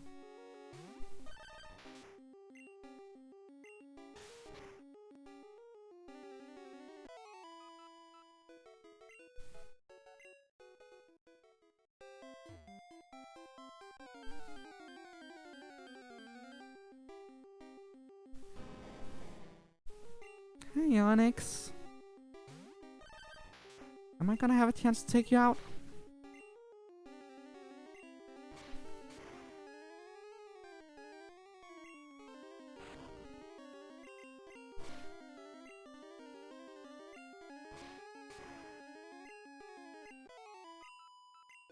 $694.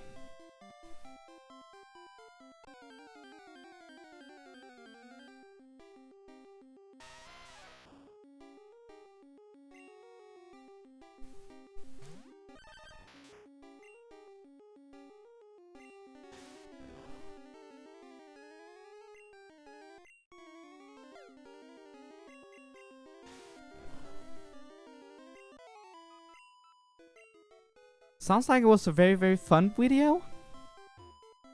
Nice. It's always good when you find something that's funny.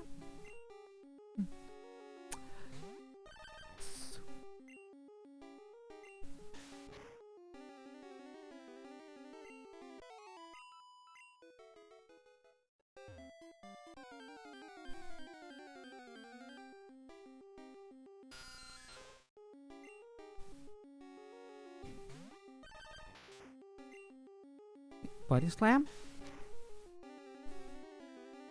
Down goes the Zubat.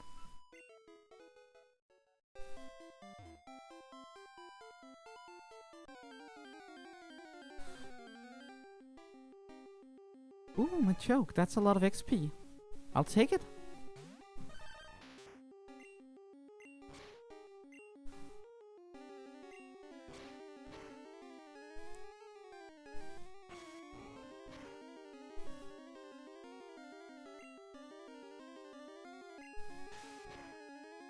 Boom. Done. 876. Okay.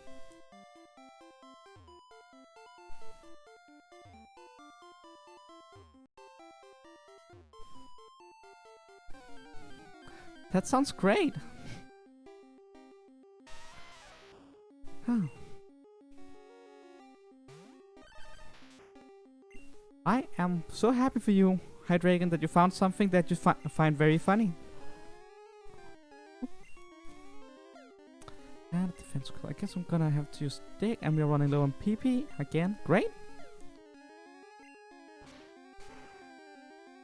Then goes the Geodude.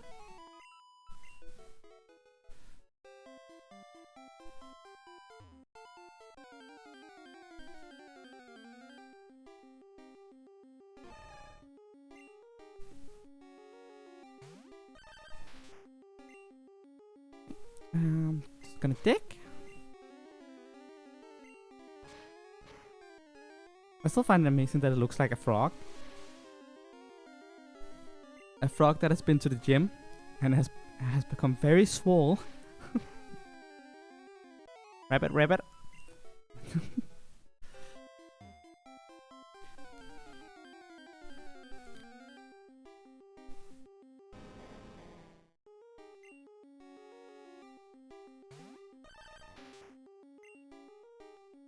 And for Dick,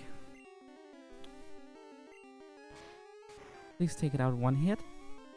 Fantastic. One more battle before the trio has to be swapped.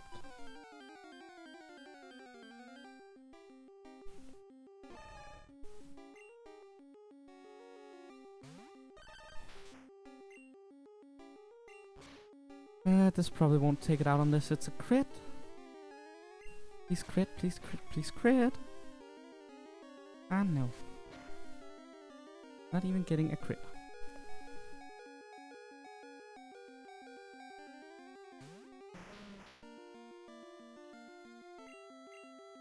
A sphere. Go get it. Down goes the Machoke. You gotta be kidding me. Are you still... Why is it still standing? Okay. And there goes the Machoke down. Beaten to a pulp. Okay, gonna move you down here. Actually, no, wait. Still gonna have to move.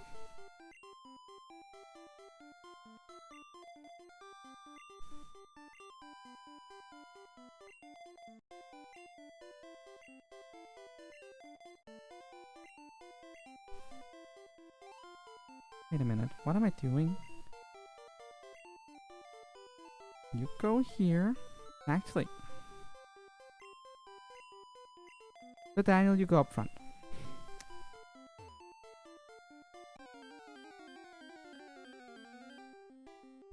At least we're getting closer to having everything at level 50. However, so slightly closer that is. Aren't you? And clap. Ooh, one shot. Nice. Daniels will likely reach level 46 this time. I hope.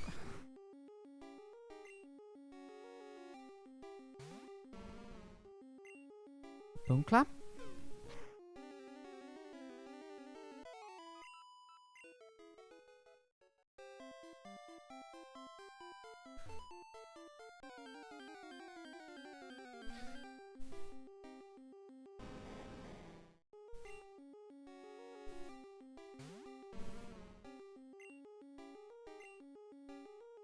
You know, I've been thinking about Undertale recently, and the fact that I never finished it.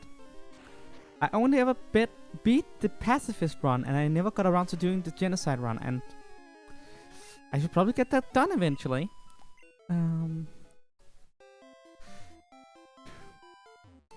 Maybe I should do pacifist run for my channel at one point. At least I need an excuse to replay pacifist run, because pacifist run is... It's so nice and wholesome, and I'm not expecting that from genocide run at all. Pacifist run is so adorable. So...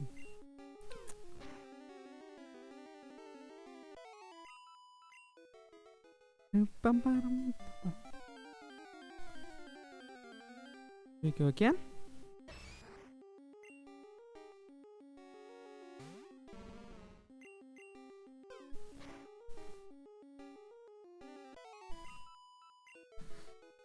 I was hoping that the goal would be in sight by now.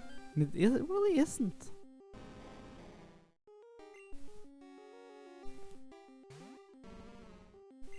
Bone clap.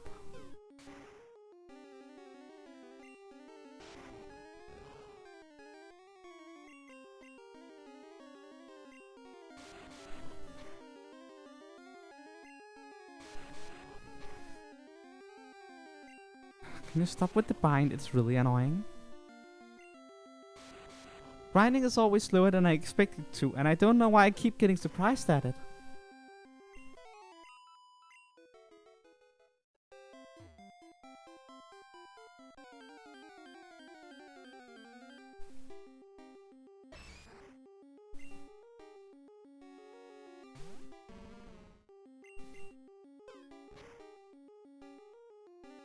Now goes that.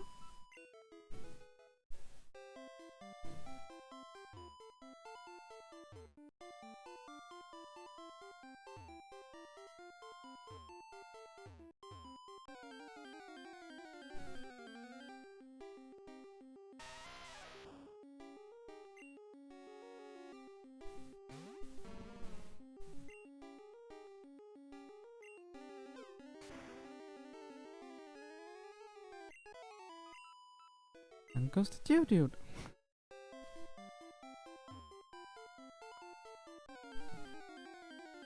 I think my favorite Pokemon type is probably Ice type. I really love a lot of the Ice types that exist and how amazingly majestic they are. Ice has this tendency to being very, very beautiful. I love it. And then there's Jinx. And then there's Jinx. Combine two of my favorite typings, Ice and Psychic, and then you get Jinx. And then you realize some things just don't complement each other.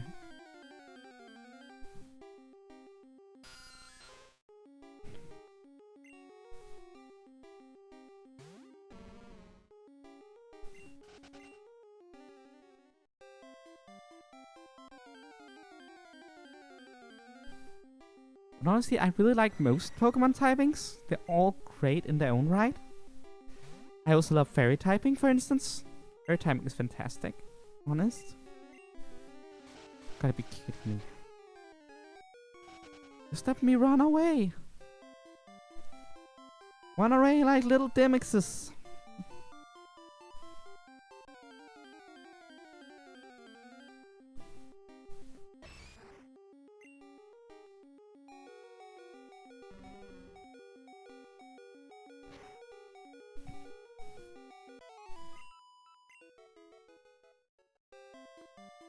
What's up next?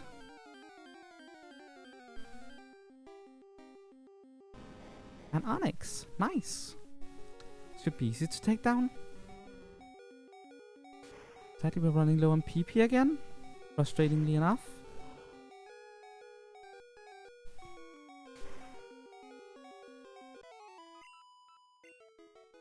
Nice! We did reach 46. I was kind of getting nervous there for a moment.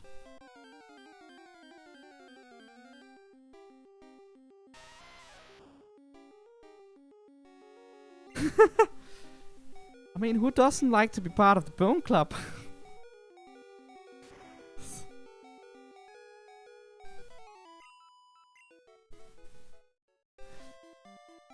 Now I'm just imagining like a clubhouse that is just nothing but Sir Daniels, Sans, and Papyrus.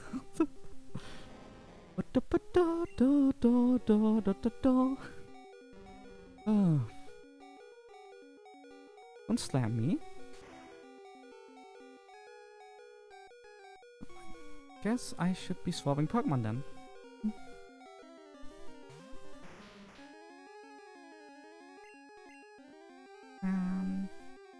Earthquake?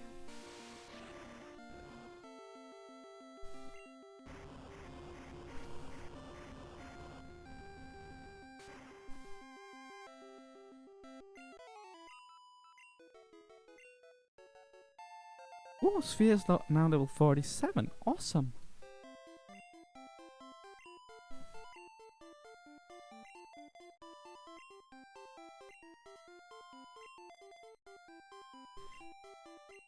Well, I guess we're focusing on my Nidoking for now.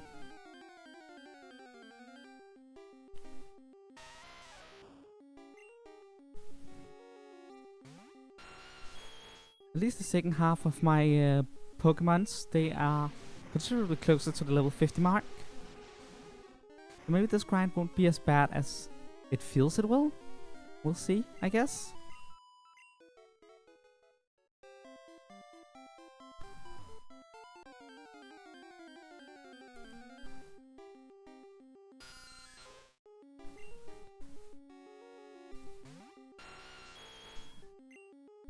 Just gonna fresh it.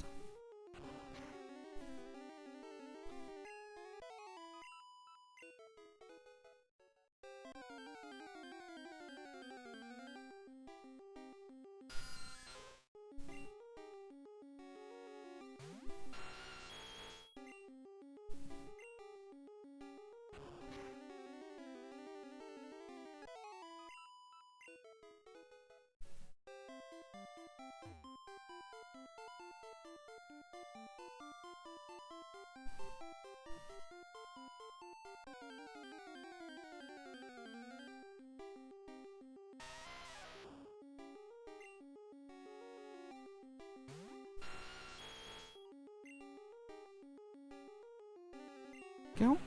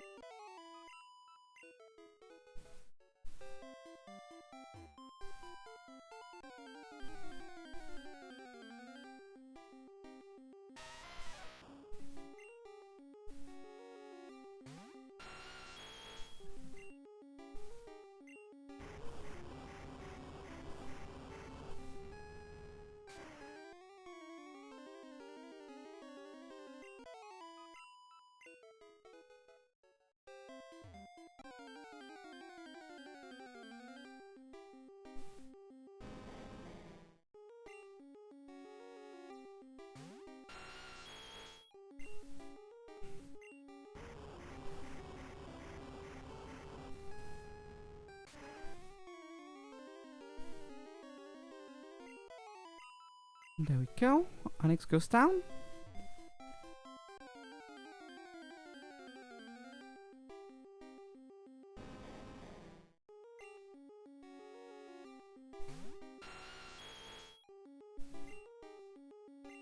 Time for some surfing.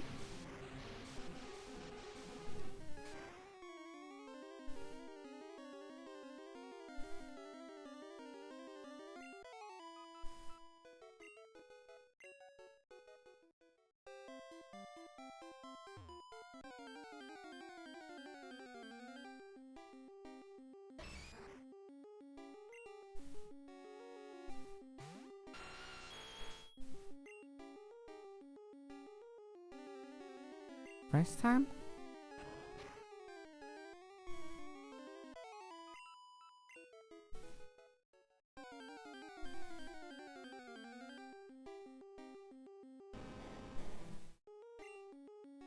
Hey there, Onyx. Earthquake you.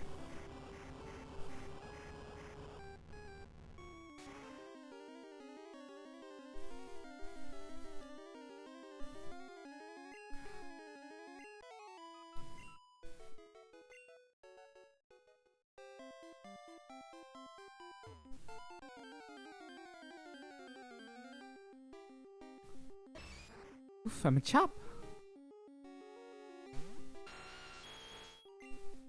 Well, at least it gives around 300 XP, so it's not that bad.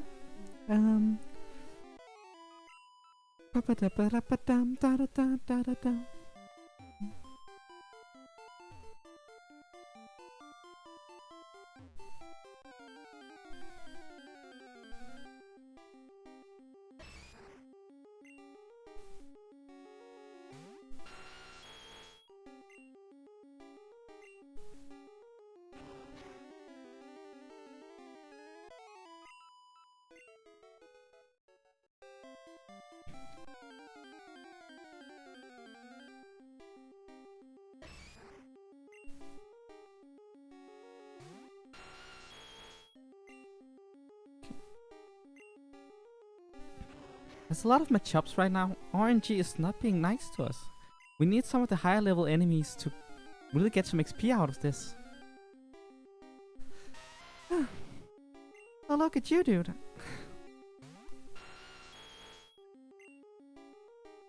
I'm just gonna thrash it again.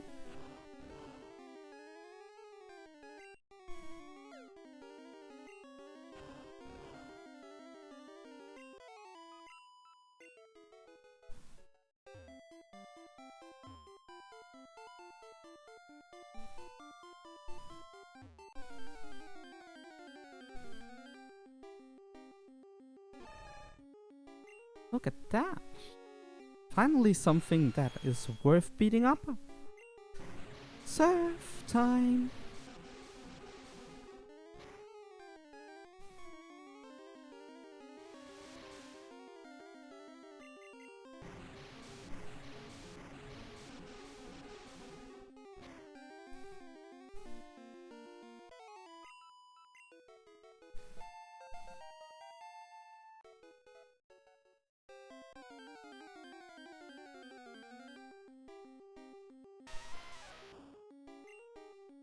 Hey there, you dude.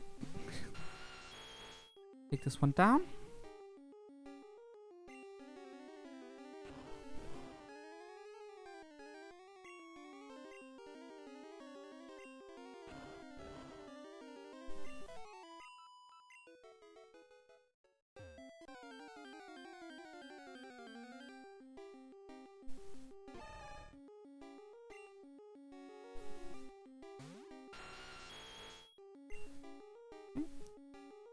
Swift time?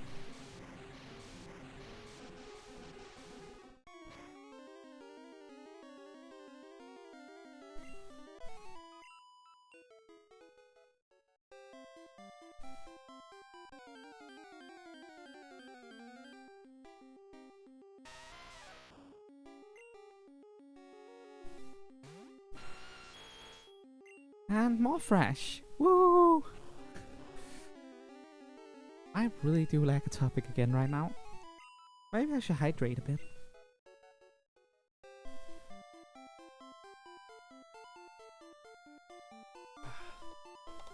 Oh, I really needed that. Oh my god. That's much better.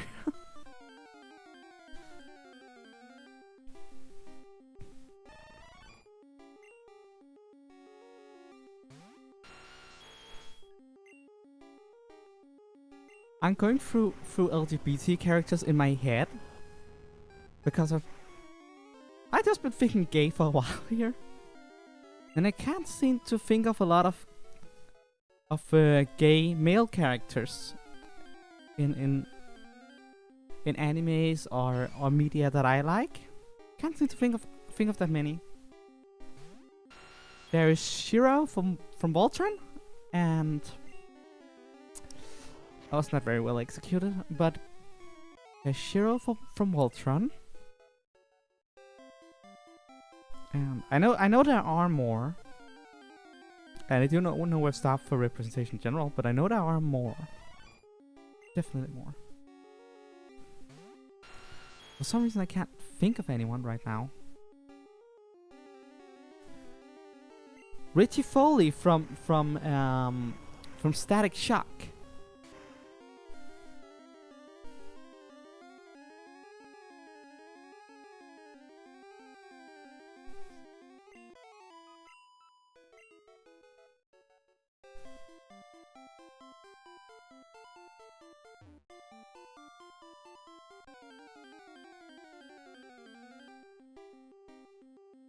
I was RPing and one of the mods just went explain, and apparently a form for Saiyans.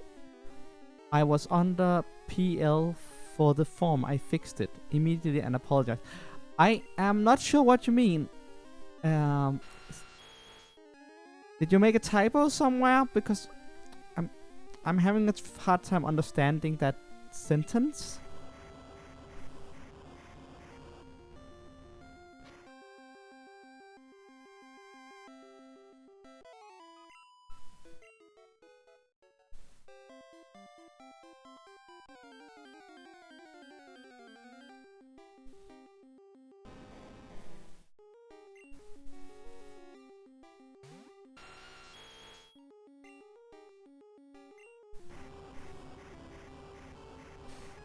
Guess that's...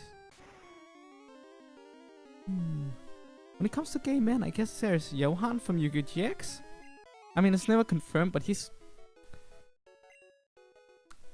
You don't get more gay than that.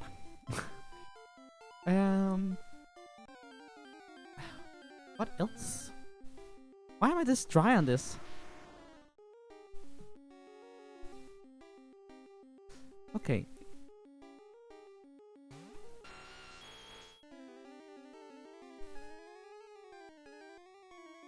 Oh, you were too weak compared to what you should be.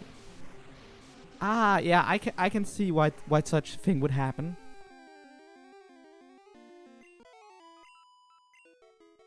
That happens sometimes when you're RPing and you make a mistake in the character sheet. It happens. It happens. Heck, it happens to the best of us. But it's fine.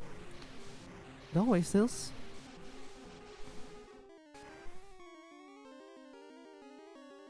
And goes the Graveler.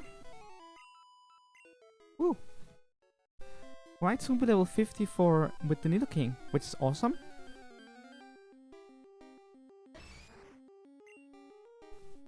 I'll probably keep going with the Nidoking as well. I know that I'm complaining about how long it's taking.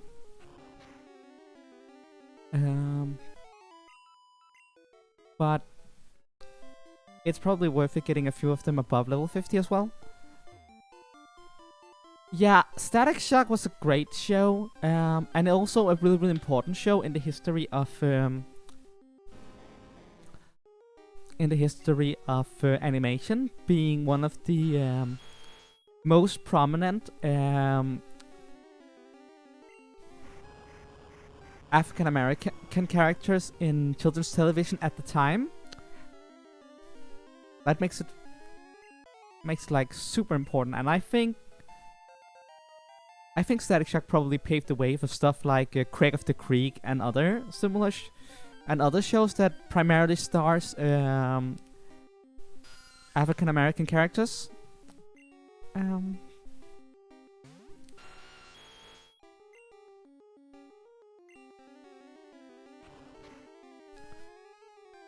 So generally, that's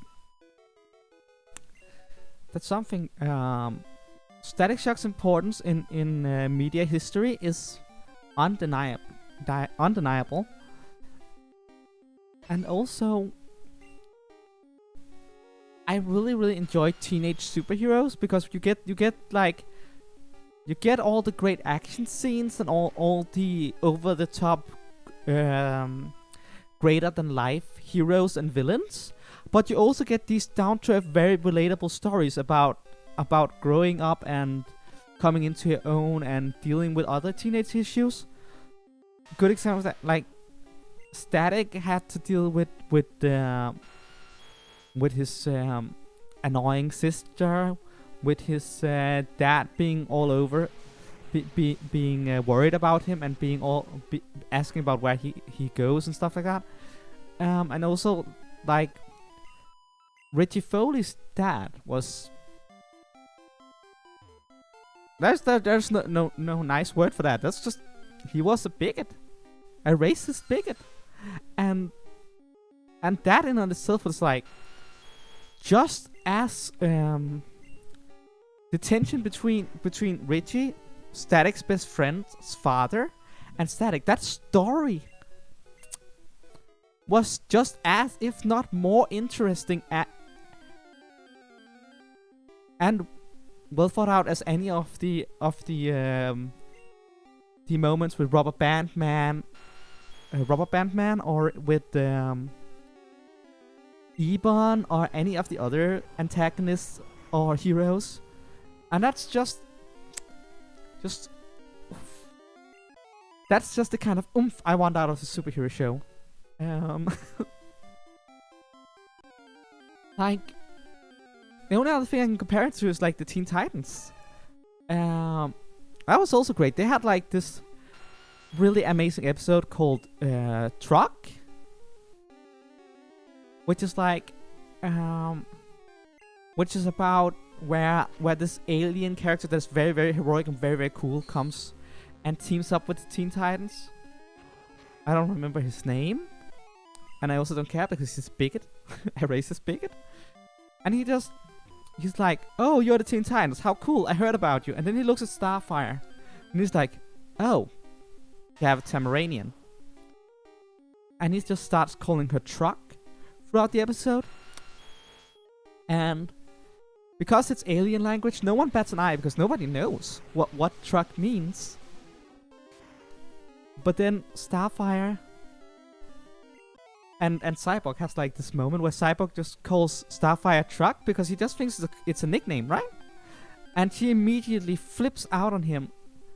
And then he asks, like, really confused, "I thought you said it meant nothing." And then Starfire just replies, "Yes, it means nothing, worthless, pointless, nada, sit, zero."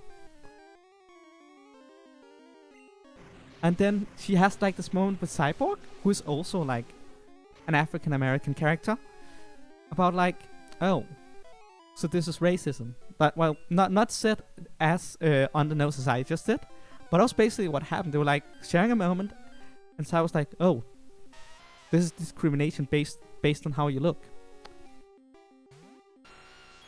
Well then, and it's just a great episode. Oh yeah, the dragon thing with Raven. Oh, that was adorable. Malyor, I think. Malkyor was the name of the dragon. And it was just so mean. It was like Raven felt isolated, like she was alone, like she was like an outsider. And then she opens this book with a magic wizard inside of it, and he's like, I understand you, Raven. They develop this adorable relationship together. And it's so sweet. And then Melchior is like, actually, I'm the evil dragon from the book, not the wizard. And completely fucks her over, and she's just crushed. And it is an amazing episode that really dives into what it's like to be human in a fantastical way, right? And that's when Beast Boy, he like walks up to her and he's just like, you know what, Raven? You are one of us, you know? I'm sorry. Kind of thing. He's like, Beast Boy realized that he pushed her there by teasing her. And now he's pulling her back to the team by reminding her that they aren't that different, and he's sorry. And that, oof, episodes like that. Generally, the Teen Titans was just great. So was Static. It's, we need more of that kind of stuff. Just more of that kind of stuff. Teenage superheroes that deals with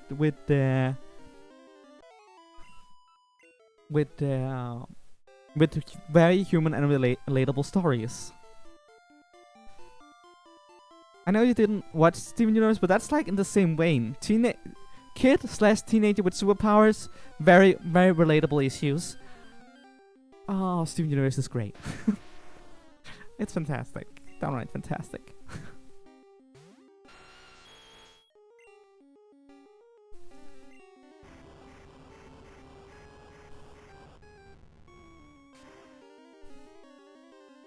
Yeah, how dare Melchior be such an asshole?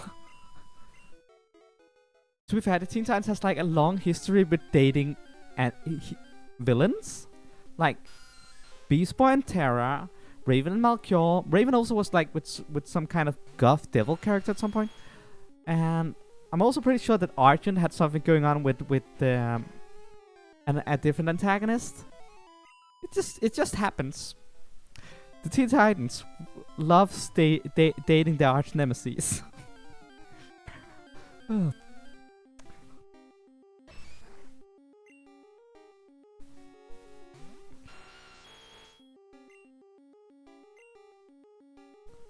Also, the way the Judas contract arc was handled in the Teen Titans show, just perfect. I love how they handled like the entirety of the introduction of Terra, how she became part of the team, her downfall, and the episodes where she takes out the Titans and turns on Deathstroke. That's just all fantastic. Generally, the Judas contract is like, that's just classic. It's iconic. It's like that, and Trigon is like the big Teen Titans stories.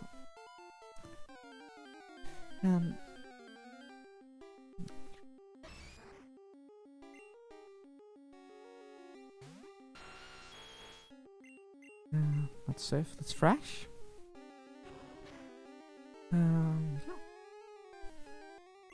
Down goes my chap.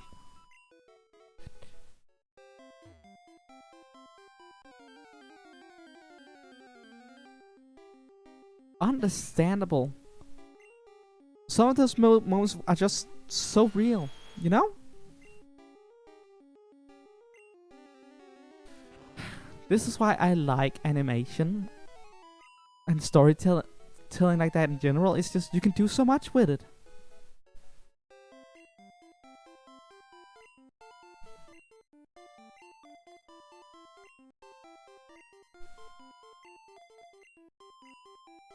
Okay, Sphere, you're up again.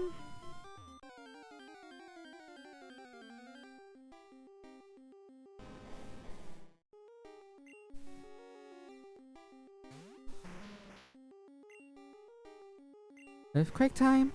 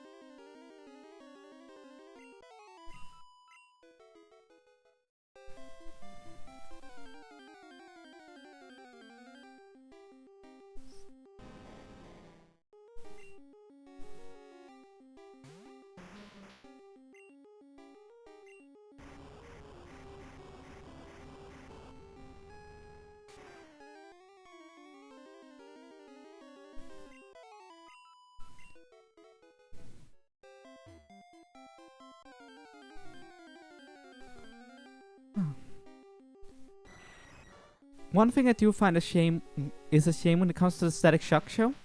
That's the thing about Richie Foley. He's based off of Virgil's best friend in the comic books. So I know that he's based off of a gay character, and I'm pretty sure they wanted him to be gay, but they couldn't because of the time. And that's just too bad, you know? I'm not saying that you should force characters to be gay, but Richie Foley was based off of a gay character. He had the chance to be really good representation. He's a really nice character. I also think he has that one earring in his right ear. So, hint, hint, not. But Cartoon Network just wasn't ready for that, which is hilarious. Looking at Steven Universe now.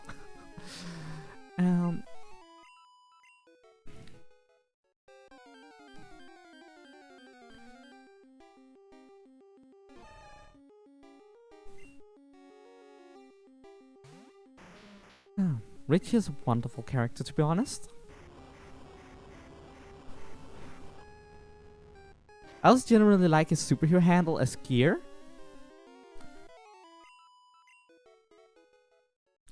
It's kind of too bad that Gear hasn't really gotten his own identity in the comic book world, at least as of yet.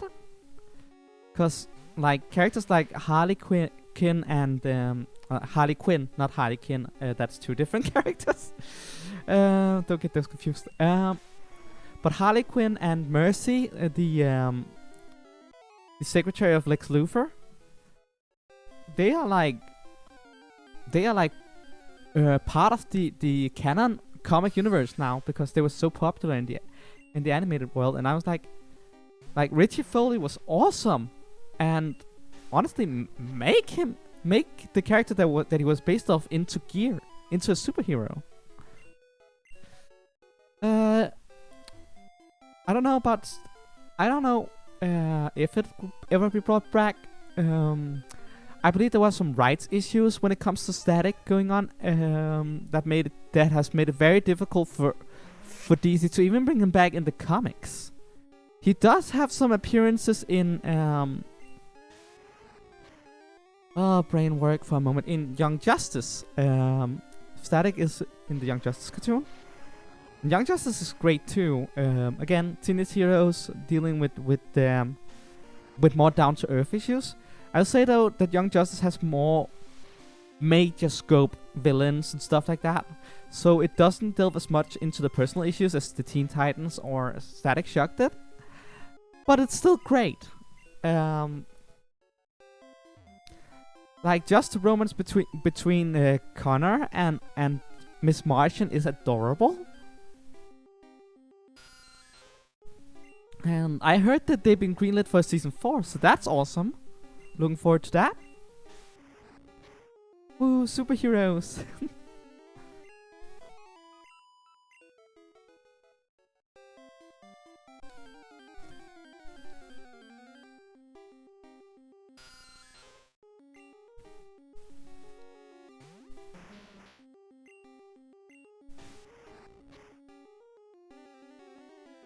And goes to Zubat. For barely any XP.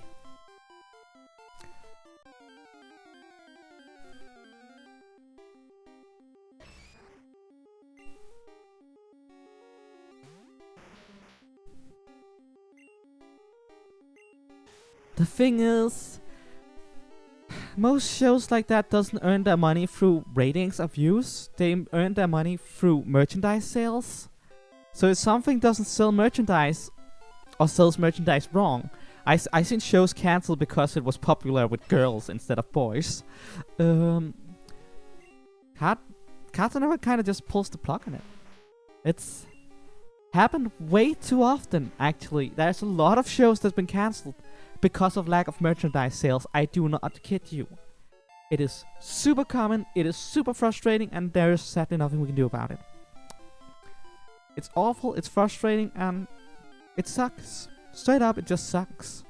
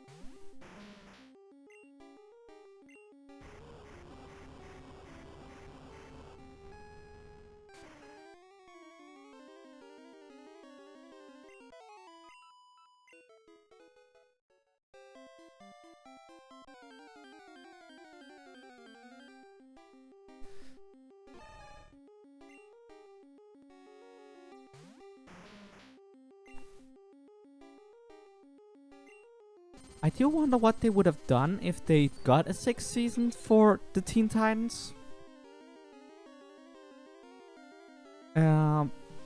Like, they clearly wanted another season. I'm just wondering here because, think about it, I'm thinking like probably something that focuses on Blackfire, I could imagine. He's already had a few episodes, so he was already a well-established antagonist. And she would be like the most obvious candidate for a major arc villain for Starfire's what was it again? Season. Because each character had a season thus far. You know, they gave one for Robin, one for Beast Boy, one for Terra, one for Raven, and one for Cyborg. So we kind of missed one for Starfire. Hello there, Investigator Nerd. Good evening. Nice to see you. Welcome to my grind session.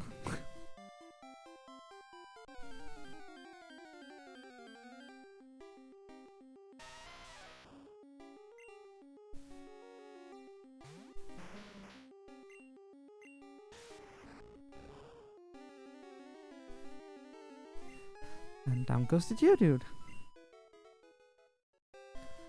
It's time to run low on... what's it again? PP? Again? Oh well. Happens. Just earthquake it.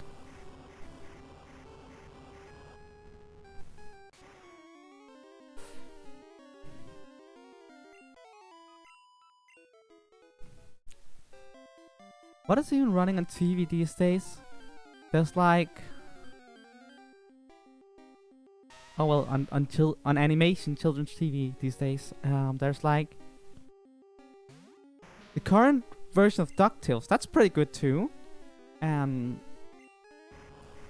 why is my brain just blanking all of a sudden? It's like, yes, there's DuckTales and there's...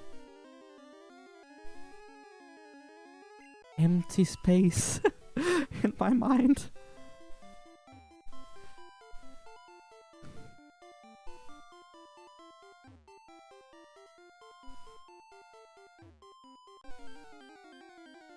My journey is fine. I beat. I'm not finishing the Pokédex. It's a Monotype run. But we beat basically every major character in the game, every gym leader, everything. We're in Victory Road Tunnel, just grinding now, preparing for the league. And I feel like, considering the fact that we are monotyping with only ground types, we're doing pretty well. We have also taken out all of the legendary birds, despite being incredibly under level for each of those battles, which was... that was awesome. Yeah, we currently just preparing for the league. We're having some trouble with Lorelai's Jinx specifically, because I accidentally erased my Fire Blast on my Nidoqueen, and there's no real way of getting that back. So I'll have to just overpower it, I guess. The problem is that Jinx is fast and a special attack, and most of my mons aren't that great specially. So I need some kind of solution for that, and my best solution is probably to just power through it. And hopefully I will be able to do that once we are around the same level as Lorelai's Pokemon on the around the 50 through 56. Technically, Lorelai is at 53, 56. But when I tried to take her out, I was only at level 43 through 46 with my Pokemon. I was so not ready for that, and you know, it was just worth a shot. But I think once we're done grinding here, that we'll be able to not just beat Lorelai, but take on the entire league. I am very confident, because I feel like I built a really powerful team. And I feel like I do have counters for all the major threats in the league. So it should be fine. I think, I hope. Can you stop with that? I really hate bind in these games. Doesn't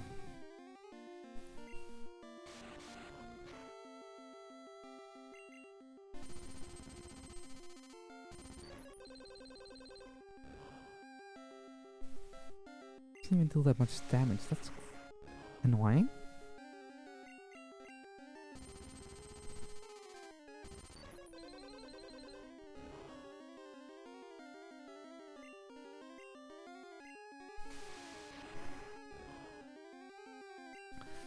That means everything I have left is now Bonnie.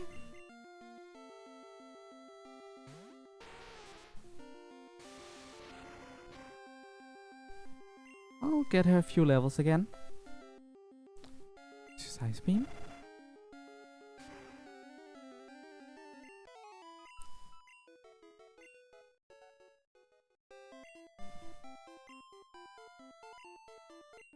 Interesting, we got to a point where Angry was the only one who got actually knocked out. Everyone else just fought until they ran out of PP, which is the best possible scenario, because that means I maximize the amount of experience we get per trip to the Pokemon Center. Hopefully Angry will do better going forward. Hopefully. We'll see, we'll see. I'm at least gonna teach it Dick and see how that helps.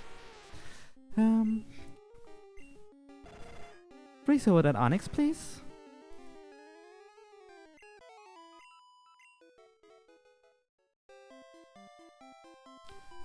It's kind of too bad that we're in the COVID-19 world, because that means there isn't that many things to talk about in general when it comes to like everyday stuff. It's just like, and then I was home and social distancing, and then I was home and social distancing again the next day. Not exactly exciting things to talk about.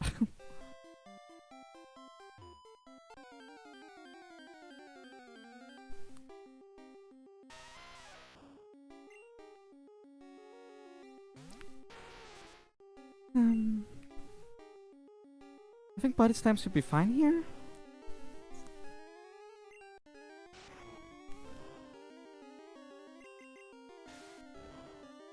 Boom, Geodude goes down.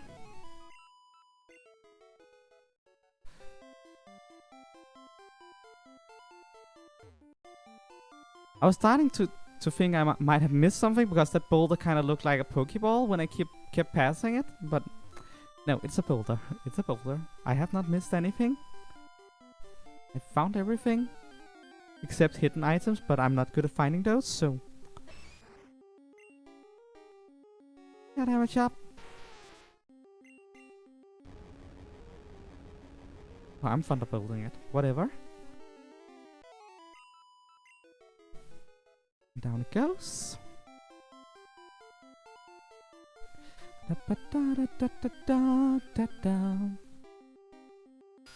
Ooh, Zubat, that barely gives any XP.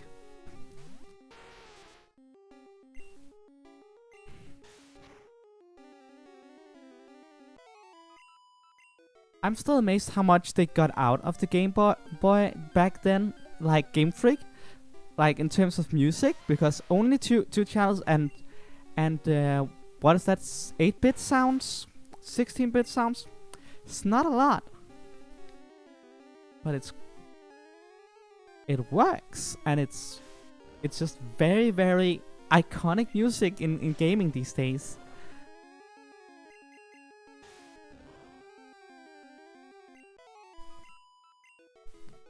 They also use the same music to good effect in the anime. This is great.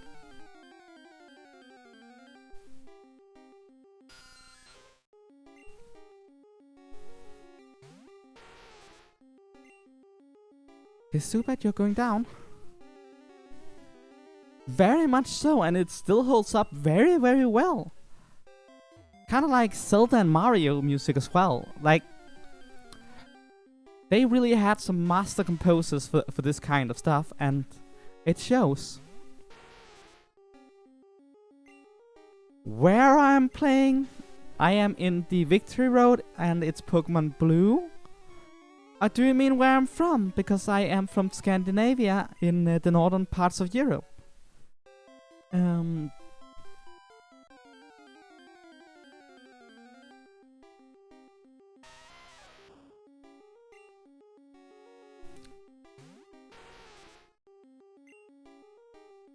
Body slam?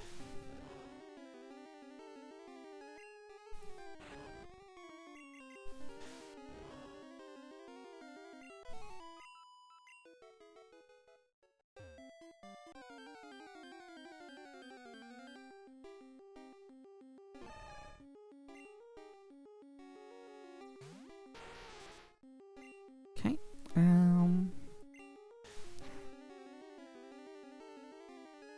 Nice, paralyze.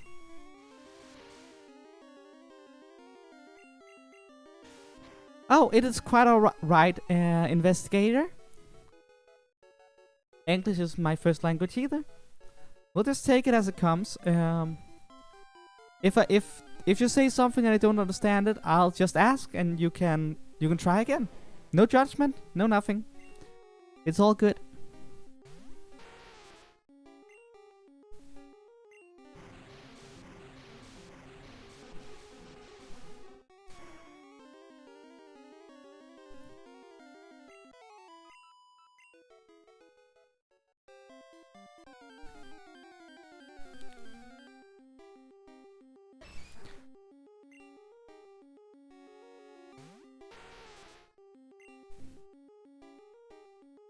Oh, which platform? This here is my 2DS. I'm using the virtual console on it. So that's the platform I'm using.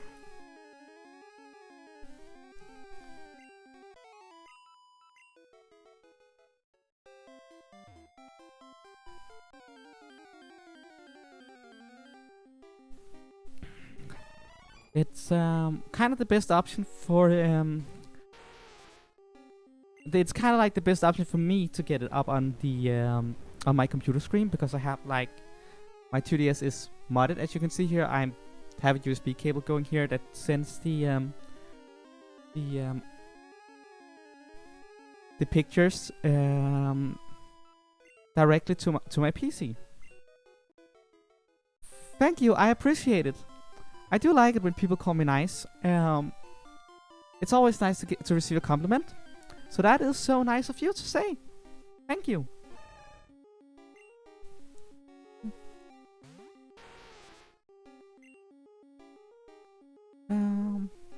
Just gonna body slam it, I guess.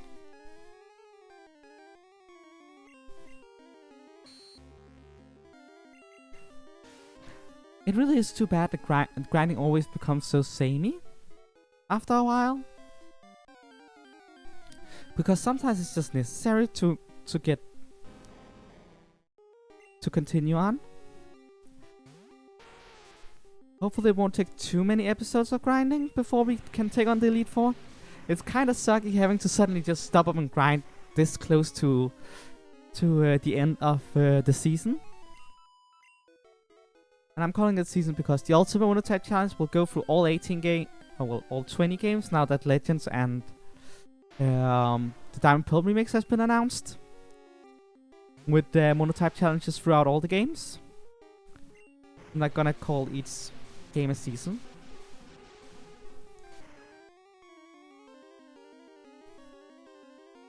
I just feel like it's an annoying place to have to stop and grind.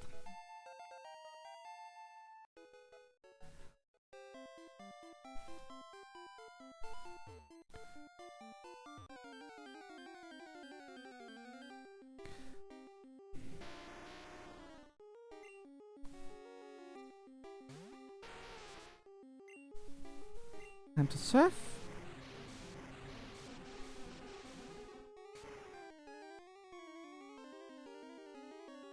Boom! Take that, Graveler.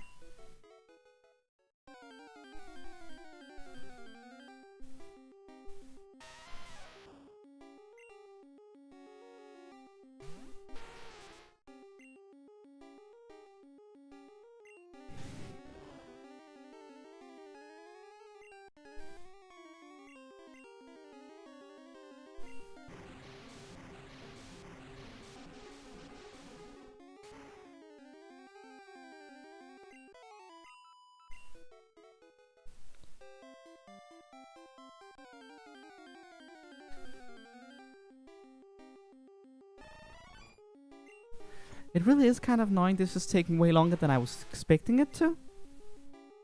But what can you do? It really looks like I'm gonna have another grind session next episode. Frustratingly enough.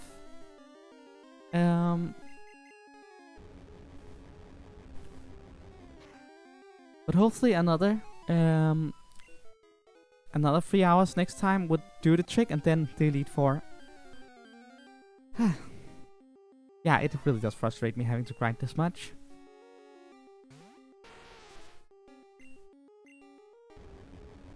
You seem impatient about it, because I am impatient. Let me fight the Elite Four. I mean, I could go just fight them, but I'm pretty sure I would get my ass kicked. So... yeah. Damn you. Not sure what to call it.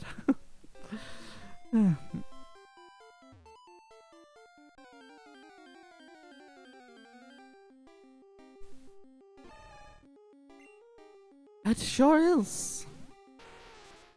I am looking forward to the XP share. Gets invented and other stuff like that.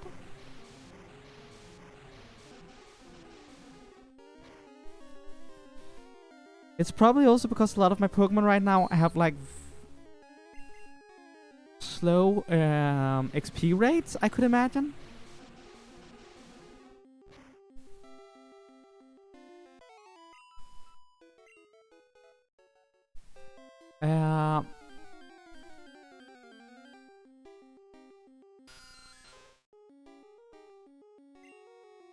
Are you talking about the XP item in Gen 1? Because the XP item in Gen 1 is bugged as heck, and you actually get less XP out of it if you use it than if you don't. So I'm not touching that.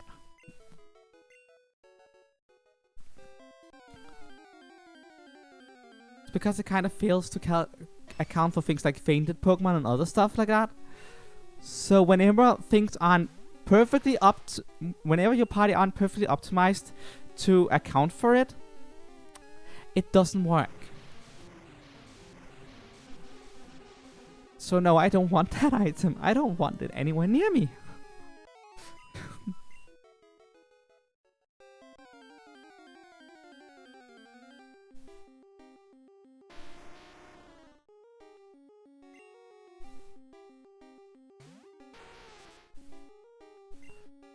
Ooh.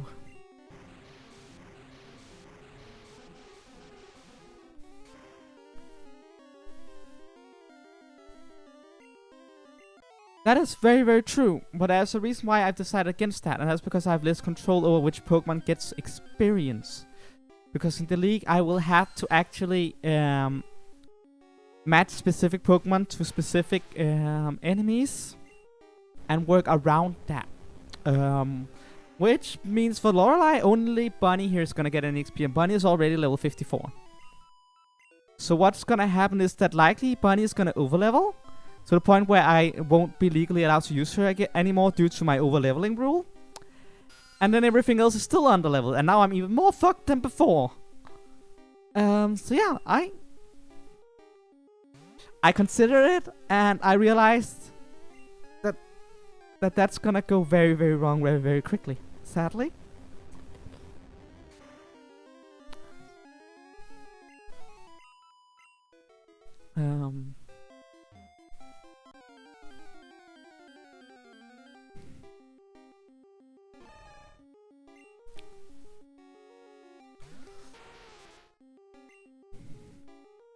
I guess I'm thunderbolting?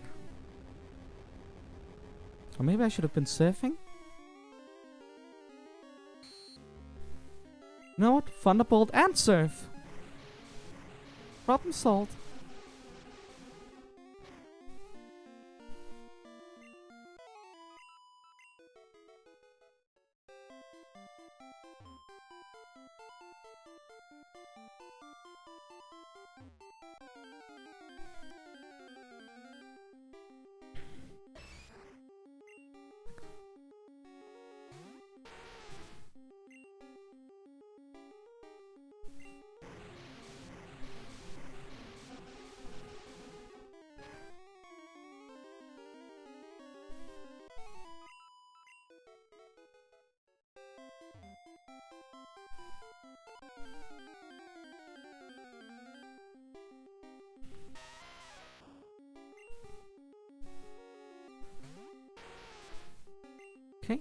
To surf?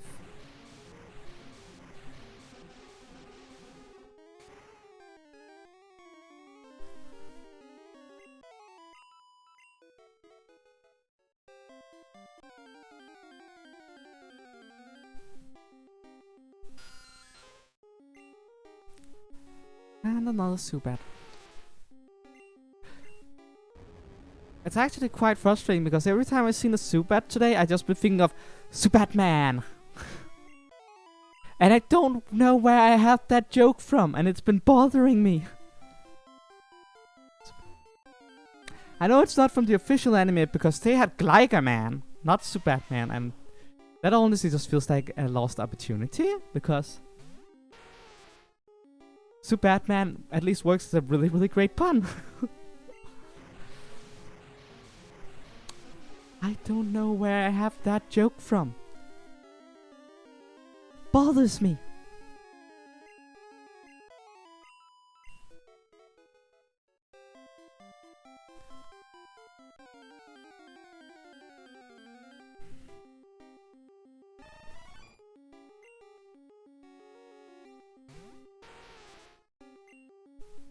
Thunderbolt? Thunderbolt.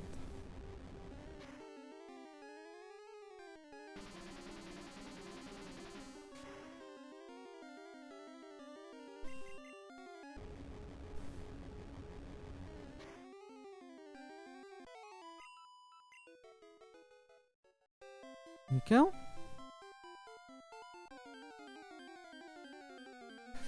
I'm kind of hoping for reaching level 55 before we have to go back.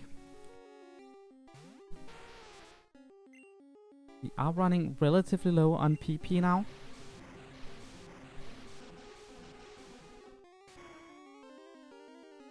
I'm also hoping to go back before we're out of time tonight. Mostly because otherwise I'm gonna forget to give Angry Dick.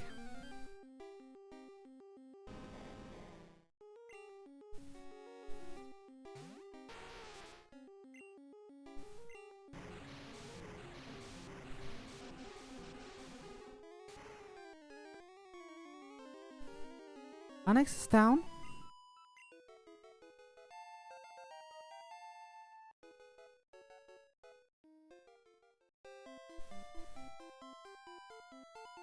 Yep, that sounds about right, which really is frustrating.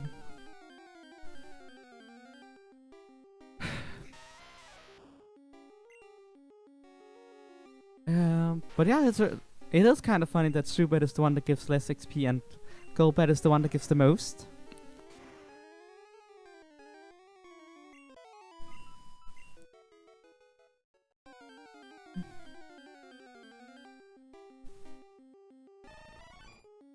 Alright, a Venomoth.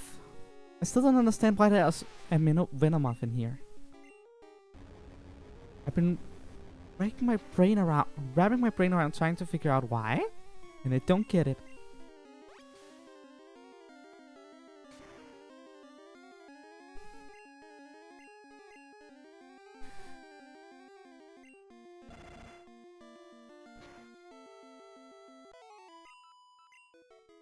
So we hit level 55. Awesome! And I didn't even notice. We're likely not hitting 56 before out of PP, but it's still quite a progress.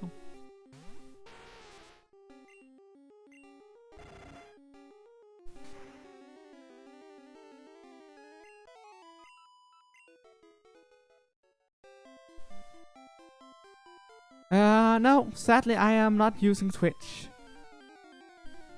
I am comfortable with YouTube and I like using YouTube.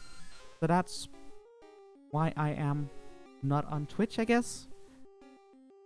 I do wonder if it's possible to stream to both at once, but I can't keep an eye on both chats at once, so that's an issue. I probably can't keep an eye on both chats at once.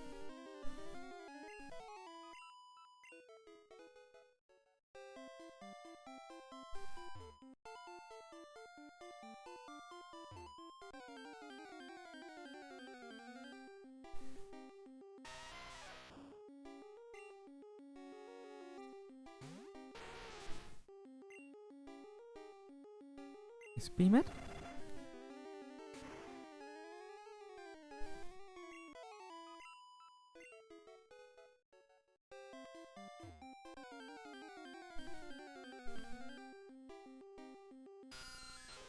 Yeah, that's too bad. I'm gonna take you down.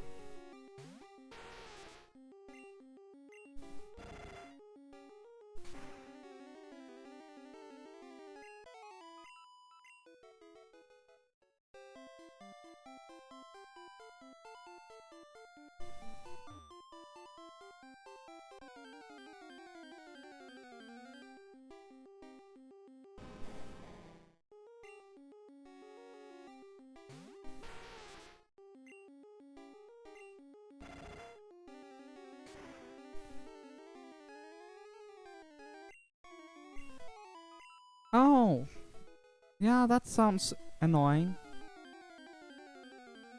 Maybe someday, if I get like decently big, it might be worth considering. But for now, I am very content where I am with just doing YouTube.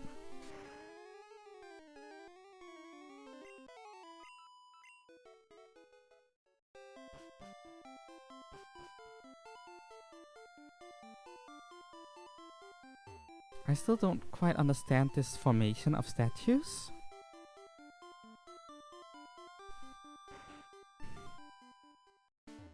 Okay, Joy, heal me.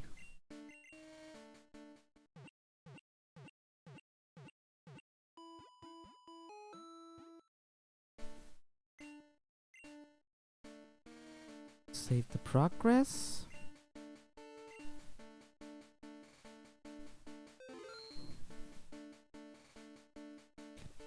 Here. No, I don't want to be in Bill's PC. I want to be in my PC. Withdraw an item.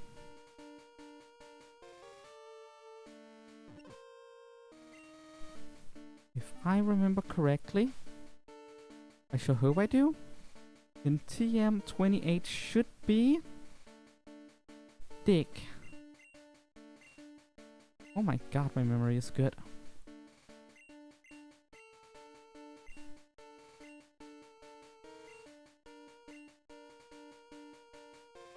Instead of Stump. That should help a bit. I'm just gonna save real quick. So I don't want this game to accidentally crash or something and then having to do that over.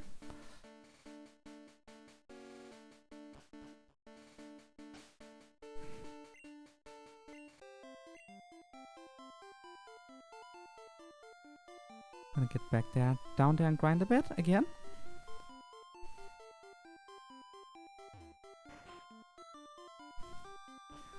I'm curious, tell me what you get. I need to know what you get instead of Squelvit.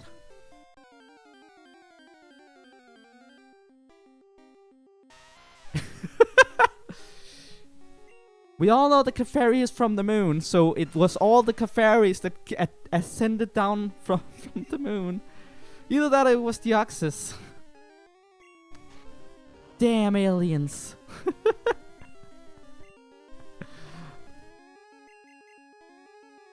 Gonna put random statues in front of the Pokemon League. It's like what the hipster aliens do instead of corn circles. Oh, I'm sorry, I'm getting too much out of that one joke. Oh, that's a good one, Investigator. That's a good one.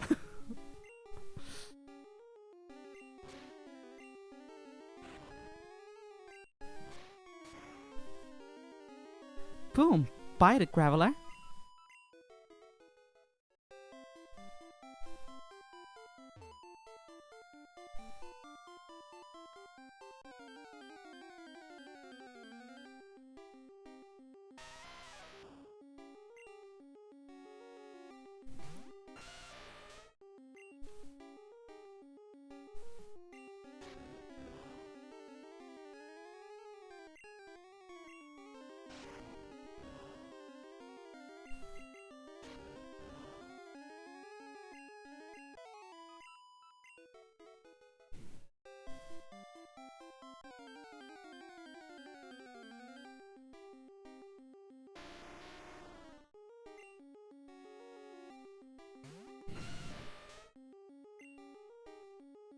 Time for some digging.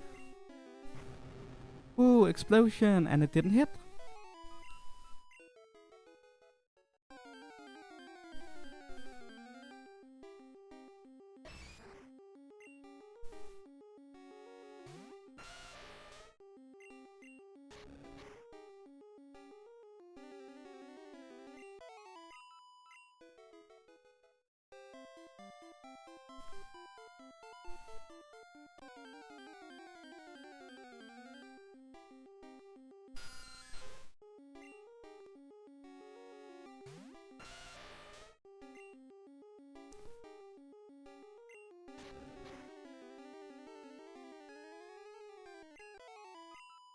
Yeah, I'm not gonna deny it.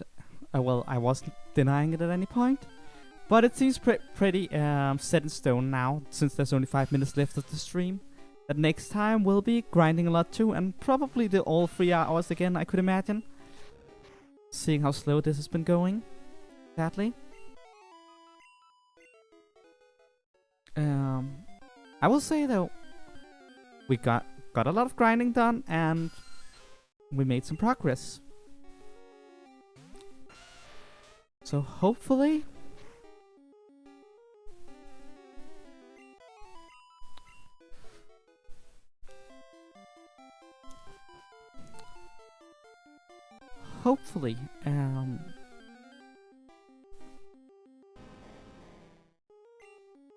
only one more grind stream and then delete 4.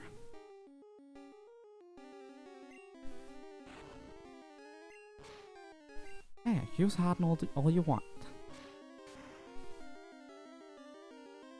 Dang it. I guess I'm gonna use submission. If I could hit.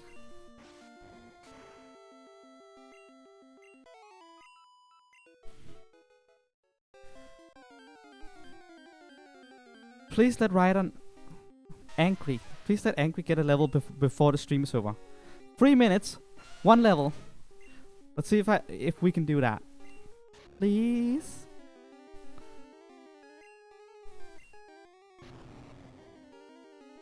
I swear this cave is just nothing but self-destruct all over the place.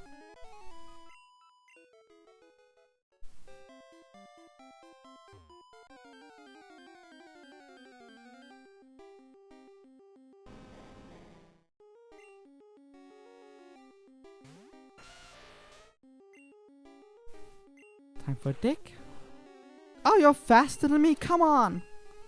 You're an Onyx. Ugh. That's frustrating.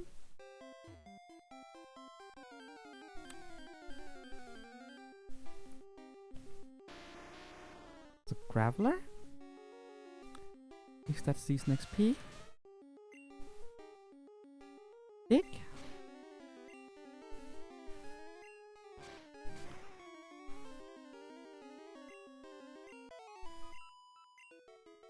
Woo! We did it! I doubt we're gonna get another one before the time is up, but that's nice, because that means we at least hit the 45 mark. On every single Pokemon. And I believe everyone else is above level 45, so that's really good.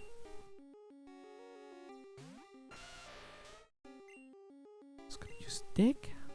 Come on! Why is everything faster?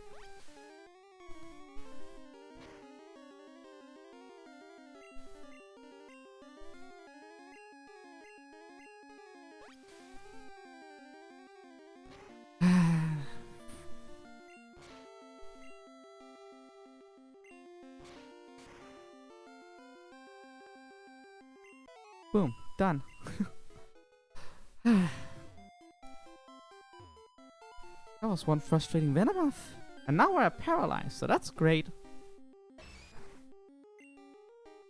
Not that Angry was gonna last much longer due to the fact that most of its attacks are, how do I put it, recoil? Has recoil on them? Let's see how it affects everything. I did not mean to hit that.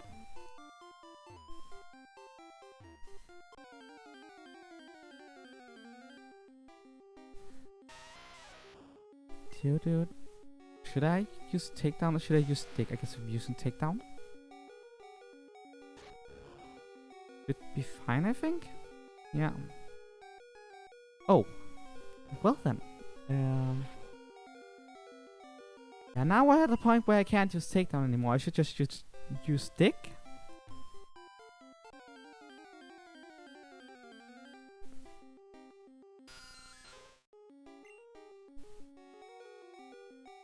No, and I'm using thunder. Now this can end really badly. And it ended really badly.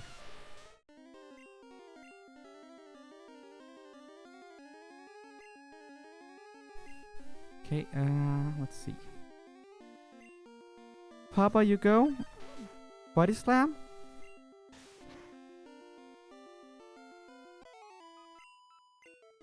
I'm gonna put Papa up front so that I don't forget it.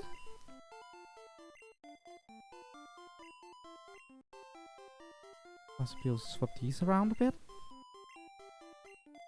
Yeah. That is it for today. Thank you all so much for watching. I am so glad you all came by. It was a lot of fun today.